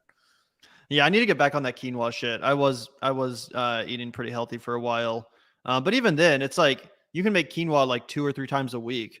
But that doesn't account for all the pizza and fucking veggie burgers and French fries and calzones and like all the other horrible shit you eat in between. Like I feel like I'll make like 2 healthy meals a week, and it's like you feel like you're eating healthy because you made a couple healthy meals, but in reality, that's the exception, not the rule. Yeah. I just never eat healthy. I have a horrible diet. I like to cook at home a lot, but I cook with a lot of butter and cream, and I just tell myself that it's better than using preservatives and the shit that you buy from the store. But I mean, I feel like it's all whatever. We poison ourselves. This is post-capitalist America. Like, whether it's microplastics or fucking particles in the air, something's gonna get us. I don't know. If I make it to 70, I think I did all right. That's my goal. Yeah, same, dude. If I make it to 70, then I'm good to go. I can't bitch about that 70. And it's like, I know some people that are 70. I'm like, man, I think I can make it. I think I could be out here about as long as you were. Like, you didn't live that straight. Like, I'll be all right. Yeah, I'll be very grateful if I can get to like 75. But anyway, thank you so much, Alex. And once again, shout out to you, man. I'm a picky eater, so it's hard to eat healthy. Yeah, that's fair. A lot of the like more healthy foods like quinoa and stuff, they are a bit of acquired tastes. And also I know all 3 of us, myself, Zach, and you, Alex, we're all stoners. And sometimes you get high and you just don't want to fucking eat a salad. You know what I'm saying? You want to eat some cheesy bean and rice burritos from Taco Bell smothered in fire sauce and dipped in the Chipotle ranch. Like that's what you want to eat. And sometimes you got to give yourself what you want. See, because I'm just a disgusting human being. I'll eat that shit sober. I'm like, I don't need any enhancement. I'm like, yeah, dude, give me that crunch wrap with spicy Chipotle ranch and like extra, quesarito sauce or whatever the fuck is on there. I'll eat it, and I'll eat it at like fucking 4 o'clock in the afternoon or 4 in the morning. So I'm trying to cut back on it because, I don't know. You look fine, dude. I don't think you need to cut back, but I know, but I mean, just like morally for myself, it's not good for you. Like, I will cook salads and shit for myself if I don't do that. You know what I mean? It's like nobody can deny that. You should be like, salad and vegetables, because that's the one thing I worry about. I'm like, I don't get a lot of vegetables in my life. Like, I don't have a super high caloric intake, but it's just the shit that I do eat is bad for me. So I'm like, that's doubly bad. You know what I mean? Absolutely. Shout out to you, Alex. Really, really appreciate the generosity today, man. Thank you so much. Do you want to cover the Vaush thing, Zach? You want to? I don't have anywhere to be. Let's do it quick. Yeah, let's watch at least part of it. The thing's like 20 minutes long, so can't promise that we'll watch the whole thing. But this is an interesting conversation, bit of an extension of the discussion we had the other day about Vaush's controversial tweet thread, where he kind of criticized the left for not trying hard enough to connect with or speak to a lot of the lonely young men, the kind of like incel crowd, which the right wing has really taken advantage of and exploited. People like Andrew Tate, people like Jordan Peterson. In Vaush's estimation, you know, those young men that listen to Jordan Peterson, who are impressed by Andrew Tate, you know, they're not innately or inherently fascist, patriarchal, toxic men. It's just that we live in a society. How profound. You know, reduces them to this state, and then people on the right wing take advantage of it, and people on the left wing don't even try, or they don't try as hard to connect with or speak to that demographic, which I think is a valid point. You know, I think there are certainly people on the left trying, but I think the left could try harder. I think that there is a concerted effort on the right wing to kind of channel that demographic and to speak to those people. And the left doesn't really seem to have much other than disdain for them, without, you know, having a more sympathetic or empathetic approach or understanding to the societal context, which led to this phenomena of lonely men, of men that, you know, can't get a girlfriend, or, you know, can't engage in a social way. So this is an interesting conversation. Anna Kasparian of TYT had Vaush on to discuss. And, you know, despite the fact that Anna Kasparian and Vaush are two of the people we've probably gone after more than anyone else on this show's history, like straight up, if we, you know, tallied it up, who have we gone after and criticized the most on the Vanguard? Probably be like Cenk, Anna, and Vaush, probably, right? Despite that fact, I think they're both making some decent points here.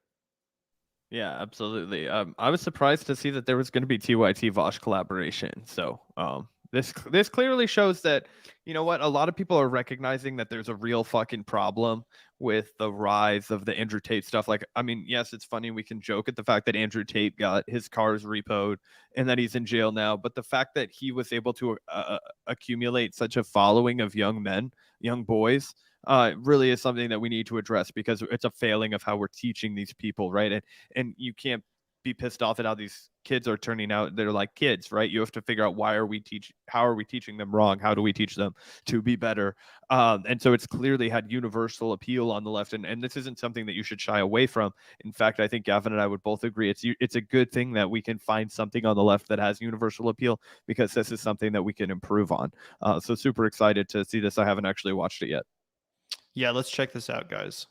Recently, there were some statistics by healthcare company Cigna indicating that men are the loneliest generation. In fact, 18 to 24-year-olds are lacking friends, intimate partners. They're feeling increasingly alienated from society. And when you look at statistics in regard to their education, whether or not they're working, more and more of this data reinforces that there is something awry.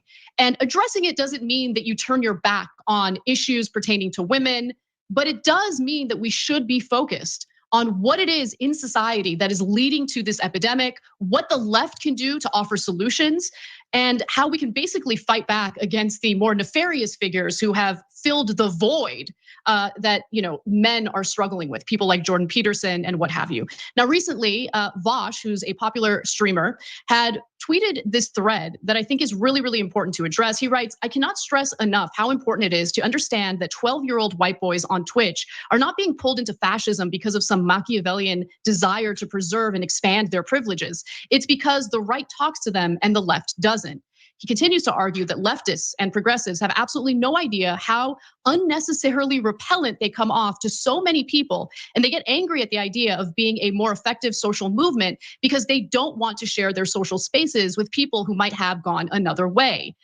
But the criticism for leftists continue. And to be honest, I agree with a lot of what Vaush says here. He says leftists will write master's theses on the effect of socioeconomic conditions on crime, and then shrug when 10 million more young men fall into fascism because their boy brains must just be innately fascist and they choose to be evil. And there's no way this could have been prevented. And then the final tweets, because I want to make sure you guys get a full look at what he's thinking here. This is always a good topic to feel smug over because the replies and quote tweets are saturated with people who literally think, quote, we should care about men's problems and offer them advice is a dog whistle for we should build a Fourth Reich, thus proving the problem. Now, joining us today to talk about this is the man behind the Twitter thread, Vaush. And I want to thank you, Vaush, for taking some time to talk to us about this today. Oh, it's an absolute delight. Don't mind the cam, by the way. Like young men, my camera encoder is alienated, just in this case from Skype. It's a pleasure to talk with you about this. So this is something that I've been thinking about a lot because I've been just noticing it in the community around me, just like the loneliness and how atomized men are. And I don't see it as, addressing it isn't, in my opinion, a right-wing perspective or a right-wing task. I think that there are issues that the left would do a far better job in addressing as opposed to more nefarious right-wing figures. So I'm not sure exactly what happened to Gavin, but I wanted to chime in right here really quickly because I think that there's a lot to unpack there right before we get to the direct exchange between Anna and Vaush. Here's Gavin back again, but I wanted to observe what Vaush is so pleasant in the intro to his exchange with Anna, his interview there. It's almost like you get accustomed to seeing Vaush as he's like annihilating people that he's like deep in an argument with, because I mostly just watch clips of him when it's like Vaush off the rails or whatever, but in here it's just interesting to see him come in like so chummy and like polite. It is always funny to see him with a sort of a disposition versus what he's known for. I remember he did the same thing when he was on Crystal Kyle and Friends. He was just like, he kind of just charmed them with the kindness.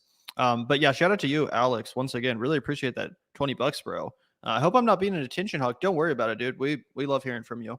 But I dealt with loneliness a lot as a neurodiverse 13-year-old and was big into anti-SJW YouTube, but was saved by watching Secular Talk and reading about progressivism. Yeah. Well, I mean, I kind of talked about having a similar experience myself, Alex. I don't know if, we had the same exact situation, but I also, when I was like, probably like 15 or 16, I was pretty into the anti-SJW content on YouTube, mostly because, as I mentioned, I was really into the skeptic community on YouTube, the like new atheist movement on YouTube, and that just kind of turned into the anti-SJW community. So for the first like year or so of that, when people like Sargon of Akkad and so on and so forth, when all those guys were still pretending to be leftists, but they were just more and more and more talking about like anti-SJW stuff and anti-feminist stuff, there was a bit of time in there where I was like, this is an outrage. Like, we do need to fight back against this woke culture and all that stuff, before I eventually realized, thanks to, Secular Talk and other shows, that like, actually, that's not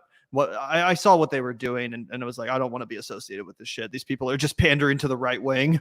But yeah, I can definitely relate to that, man. I think that's an experience a lot of people have. And it is a huge asset to the left to have guys like Secular Talk and, channel or streamers like Hassan Piker and people like that can kind of speak to a younger demographic in a way that seems relatable, and kind of do away with or counter some of the insidious propaganda peddled by the right wing. Yeah, absolutely. And while I didn't have that exact experience, Alex, my experience was a little bit more. On the other hand, I would have been more categorized with the blue-haired crazies during my day. I grew up around the people who were very like deep into like the most like fringe social justice warrior kind of stuff, and the earlier manifestations of it. I'm talking like 2013, 2014. Back when it was like, the big Tumblr shit, right? So I mean, we all make mistakes like that. That's what led me to vote for fucking Hillary Clinton, right? Because I still had so many homies that were like convinced that I was the devil if I didn't do that. And I mean, it was a product of peer pressure and the people I was around. I was like, I guess that's true. I guess I am a fucking bad person if I don't do this, right? So we all make mistakes when we're younger, and it is what it is.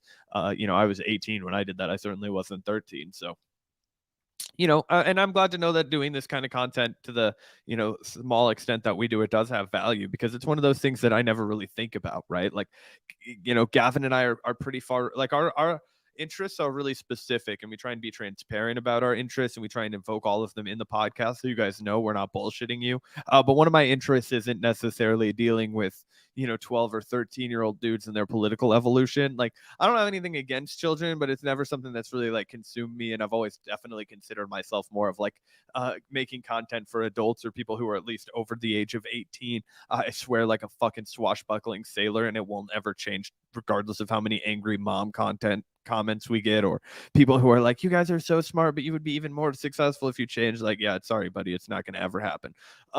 So those, we all have our kinks, we all have our deal, but to whatever extent we can help weed out those bad ideas, and promote the people that are doing a really good job of it. And Kyle obviously is kind of a legend in the field we're in. Of course. Yeah, huge shout out to you, Alex. Thank you so much for the generous super chat. And I think that's an experience a lot of people can relate to, and it kind of proves the point Vaush is making.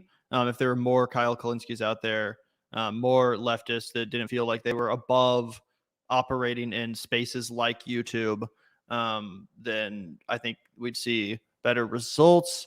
But yeah, thank you so much, Alex. And thank you, Das Bosa Fleisch. Really appreciate the $5.99. College kid dentists might be better. They need to deliver good work to graduate and have time, unlike grad dentists. For them, time equals money. That's actually not a bad point, man. Yeah, you're probably right. At some point, I will have to break down and go and check it out, because I don't plan on getting a corporate job anytime soon that offers me a dental health plan.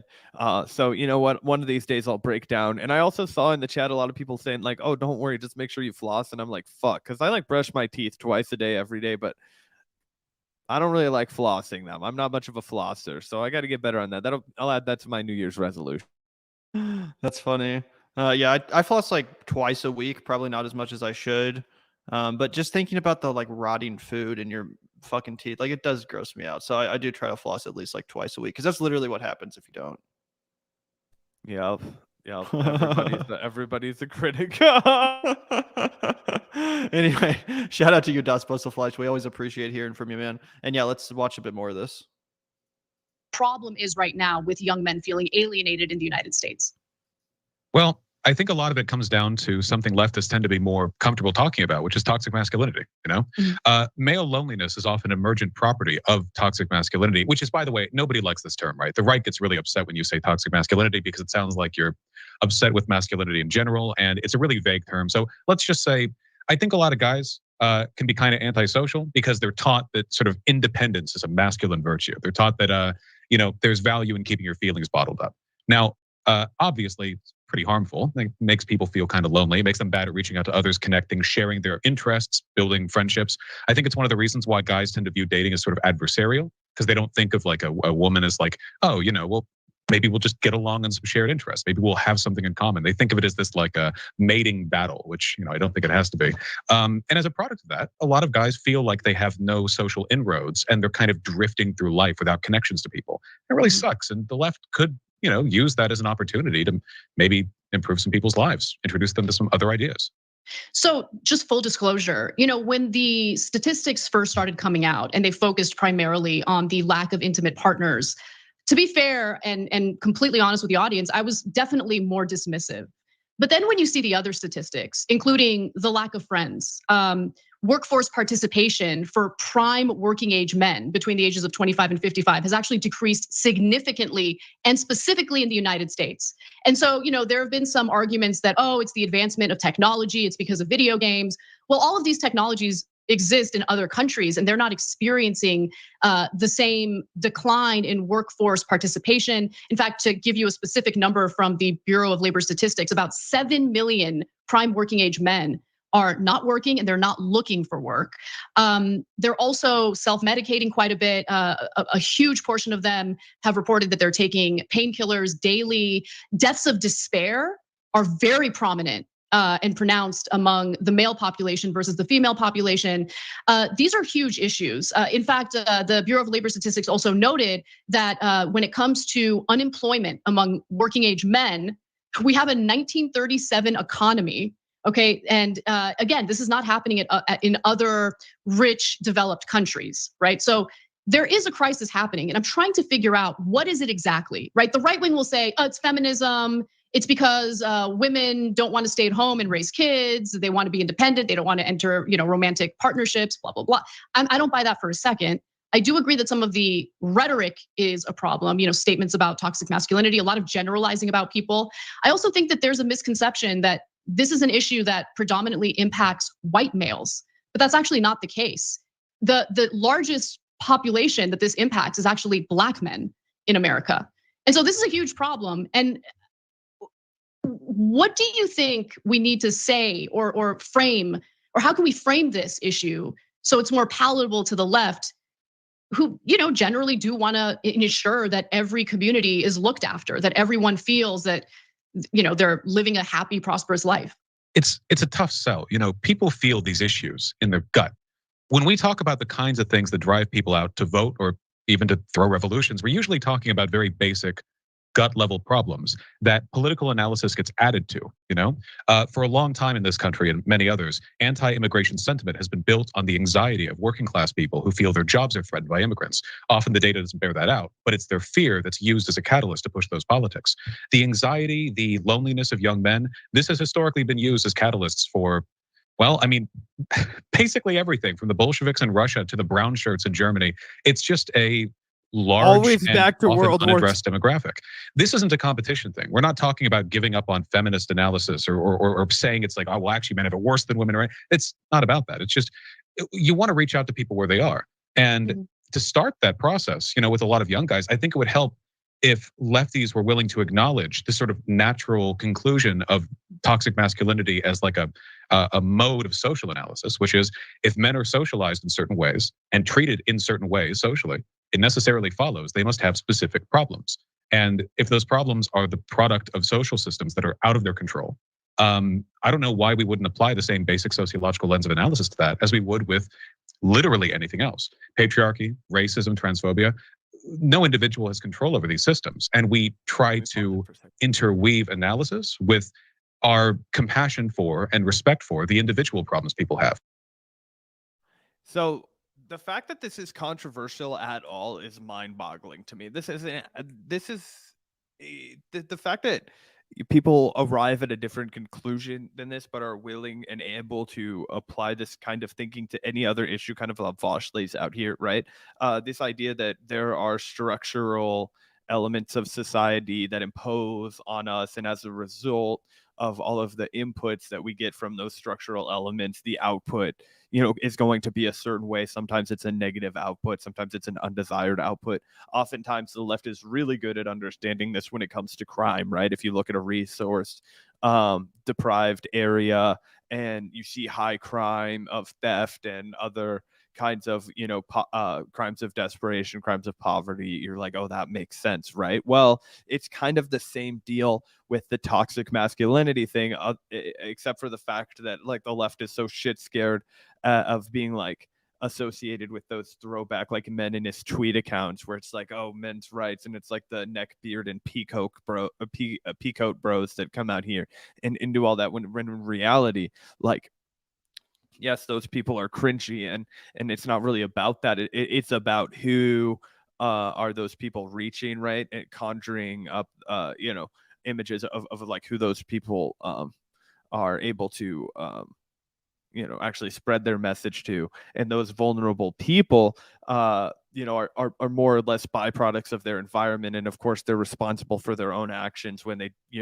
are hyper radicalized and do something terrible. I'm not making excuses for anybody when we see these like incel like lashing out of like violence or whatever. Of course that person needs to be held accountable for their own actions, but we can still look at society, and sociologically what is causing this. And I think it is pretty clear, right? It's a compounding of all kinds of things. One, directionless, not a lot of hope for the future, right? We've seen not just the generation before us, but the generation before them all get fucked over and not have better lives than their parents. Climate change is coming up.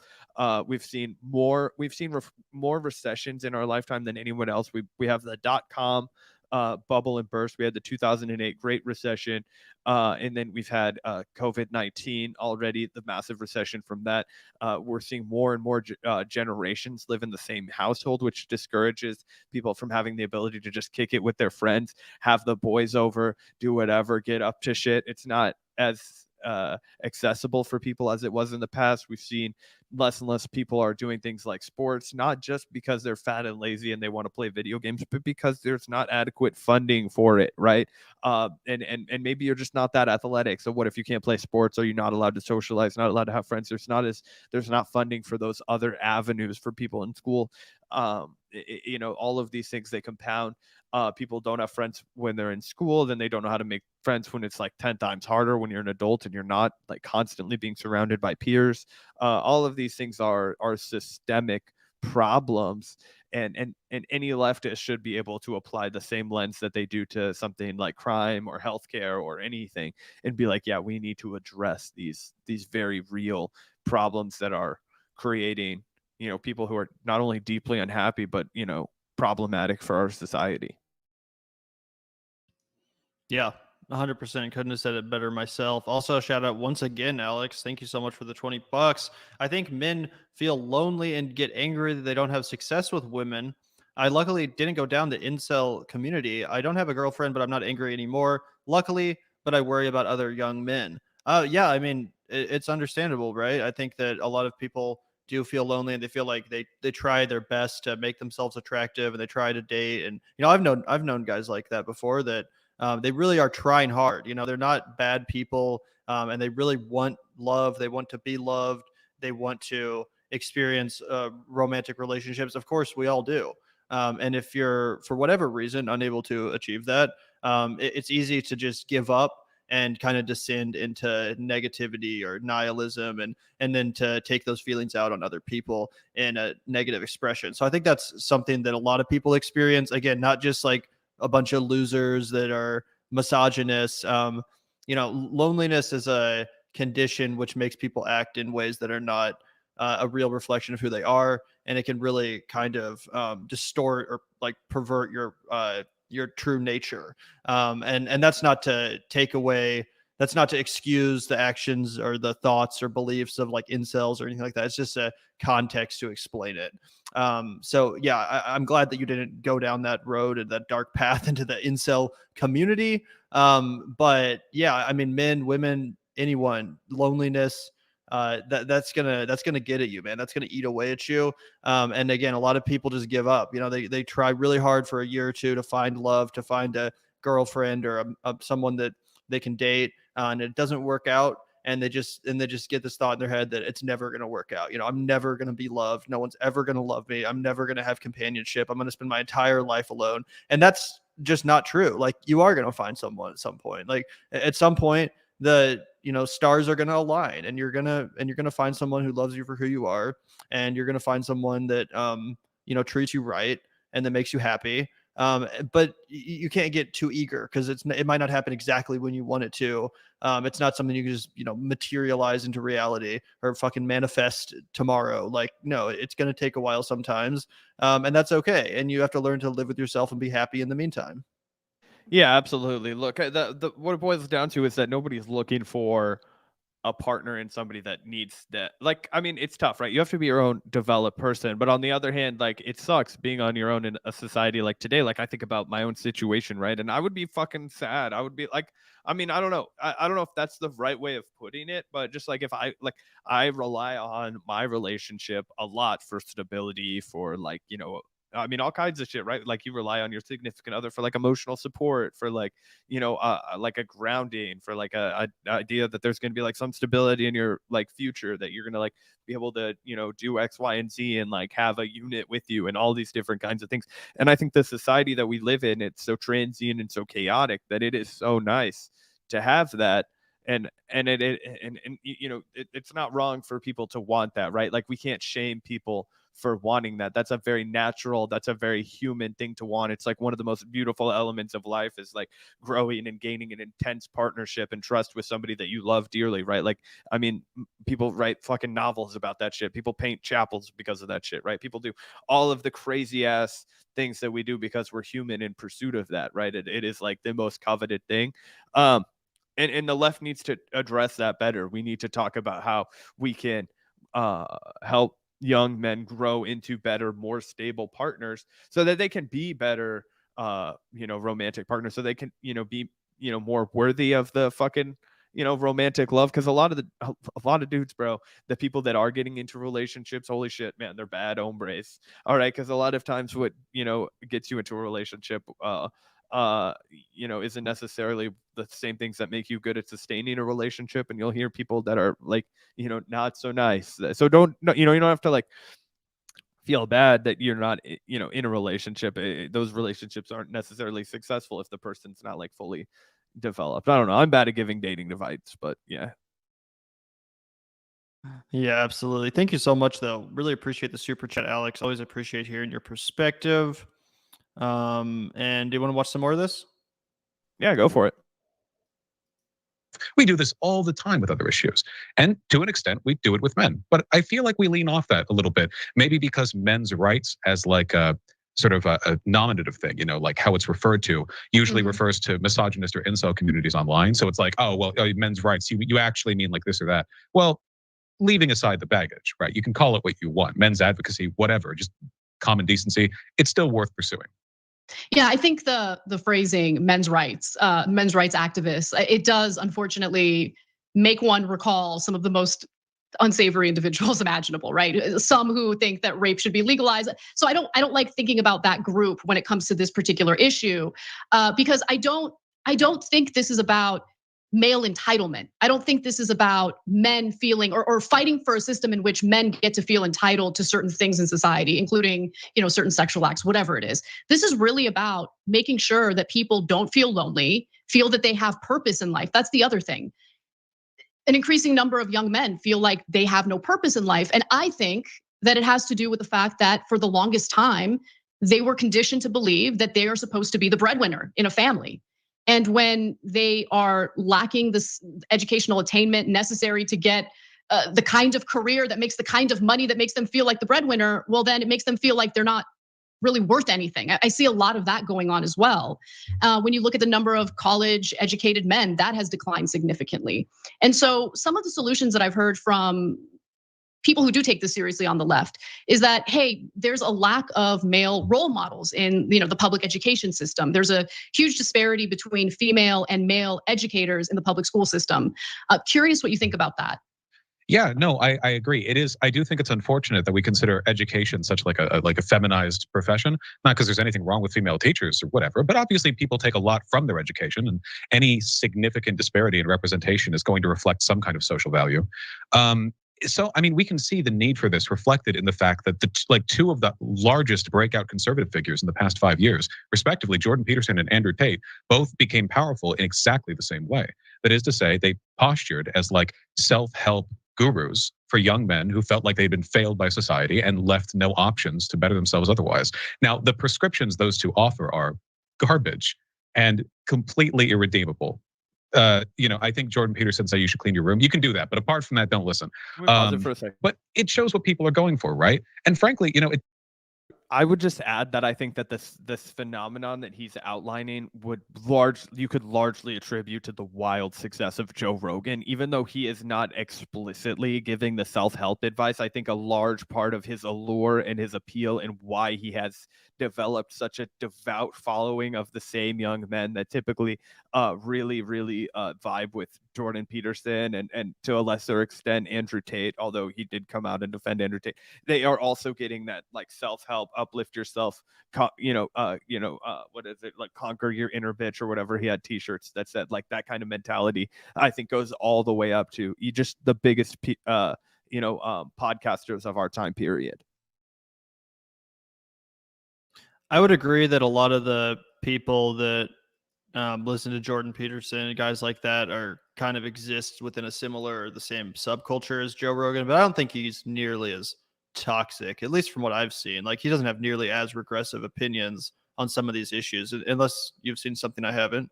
No. I'm not talking specifically about like his views on women. I'm talking about how he does typically lean into the self-help, self-improvement, pull yourself up by your bootstraps. Like, he is a part of the broader like new age self-help phenomenon that Jordan Peterson also is a part of. Just, you're totally right, more grotesquely and more vilely, especially back in the day when he was all like, oh, you have a right to, like, oh yeah, you have a right to, impregnate women or whatever. He never said that, but forced monogamy shit. Yeah. Or whatever the fuck. Enforced yeah, whatever the fuck. That was crazy. Also, shout out once again, Alex. Really appreciate you, bro. I will say that theater programs in high school are toxic as fuck, and people recommend for lost men. I was a long-haired hippie in a clean-cut atmosphere. Not many people know that. Yeah, I mean, I was never in theater when I was in high school. Zach can probably speak to that better than I can. He was in theater, right? I was, until I made my grand ex. Gotcha. Yeah, I mean, I always thought that there were a lot of cringy theater kids. Not that I have any problem with fucking theater, obviously, but like, I don't know, just that subculture was definitely a little bit toxic, maybe. And yeah, I can definitely relate to the being a long-haired hippie in a clean-cut atmosphere. So yeah, yeah, I think that's probably accurate, man. Yeah, not every theater program is the same, but I also found the theater kids in my school to be remarkably cringy. And when I was with them, I was cringy as hell too, right? You're all just fucking desperate for attention. You all want to be a star, and you're all like cutthroat because you think high school's Broadway. So, yeah, theater kids are the worst. It doesn't take a lot of internet sleuthing to find out that a lot of people are feeling really listless these days. Mm-hmm. You have to give people identities and aspirations. I see a lot of this discussion with young women. One of the discourse bits that always comes up, it's how do you be a good feminist, but also like, what about this feminine wiles thing, right? Or like, how do I balance my progressive attitudes on gender with this, that, the other attitude I have on what it means to be a woman? It's an interesting topic. I have no skin in the game. Good luck, right? I don't know how often that gets resolved in left spaces with guys, because it is a good question. How do you resolve, progressivism with like, well, being a masculine guy? A lot of women you might want to date kind of do like manly guys, at least some of them, right? But what does it mean to be manly in a context that isn't, Andrew Tate or Jordan Peterson? Just having the conversation might get a lot of folks invested, or they might understand that the left is interested in these issues beyond a sort of like token, like surface level political skim where they're trying to get people off the top. Compassion. Yeah, compassion's the right word, I think. And, you got a lot of backlash for talking about this. And, you might tweet about it, but where I've heard you actually talk about this issue at length is on your streams. And I think you're thoughtful in the way you talk about this issue, but you still get hit with, oh, you're just a secret right winger from your critics, right? It's been known to happen.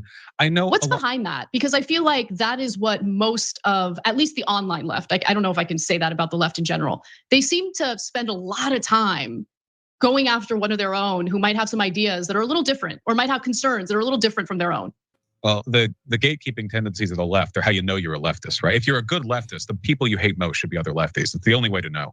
Retweet. That's pretty funny. That's so true. And we can probably wrap it there. I think this was a really good discussion.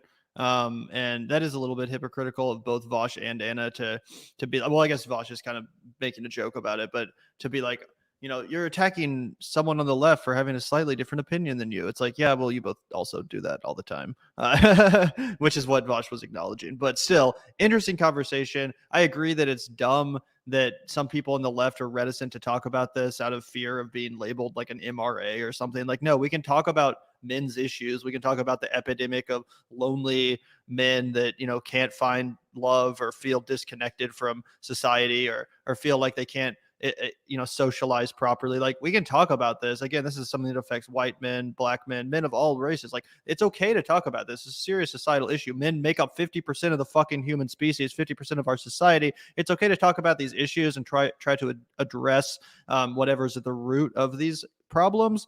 It doesn't make you some sort of fucking incel or a MRA or a MGTOW or whatever the fuck, it's okay to talk about these issues. We should not shy away from talking about these issues. And I'm glad that these kind of conversations are happening.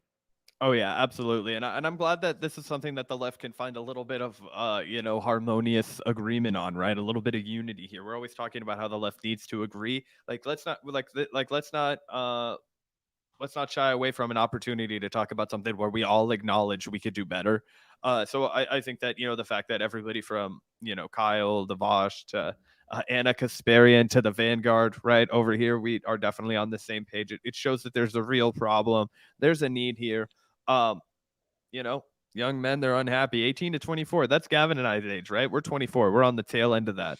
I think we're really fortunate to be the exception to that rule. Like Gavin and I are vibing. We're having a good time. Like we have friends. We hang out with them. We have a good rapport with each other. So we get all that, like, actual expression of our thoughts and shit out. A lot of people don't have that, right? A lot of people don't have a support system. A lot of people feel really lonely. A lot of people don't live with their homies and see them every day. So, we got to do a good job of creating a really tight web for people so that they, feel supported as well in a part of our community, and that we're creating a world where people can find, romantic love in a sustainable way, right? So anyway. Yeah, exactly. And there's nothing wrong with being masculine or being manly. Just don't be a fucking dick. Like, it's really not that simple. It really is that simple, rather. But anyway, thank you guys so much for tuning in today. This was an awesome stream. We're over 3 hours now, so quite a marathon one for us. But we had a great time. Time flew by. A lot of great stories to talk about. Really appreciate hearing from all you guys in the chat. Thank you so much for the super chats, everyone that sent them, and appreciate everyone for, chatting along regardless. Yeah, absolutely, everybody. Shout out to the patron community for keeping the lights on at the Casa del Vanguard. You guys know the drill. Shout out to comrades, Vanguardian, Super Vanguardians. You're all comrades in our heart. Just hit the like button. The subscribe button helps us beat the algorithmic prejudice of YouTube.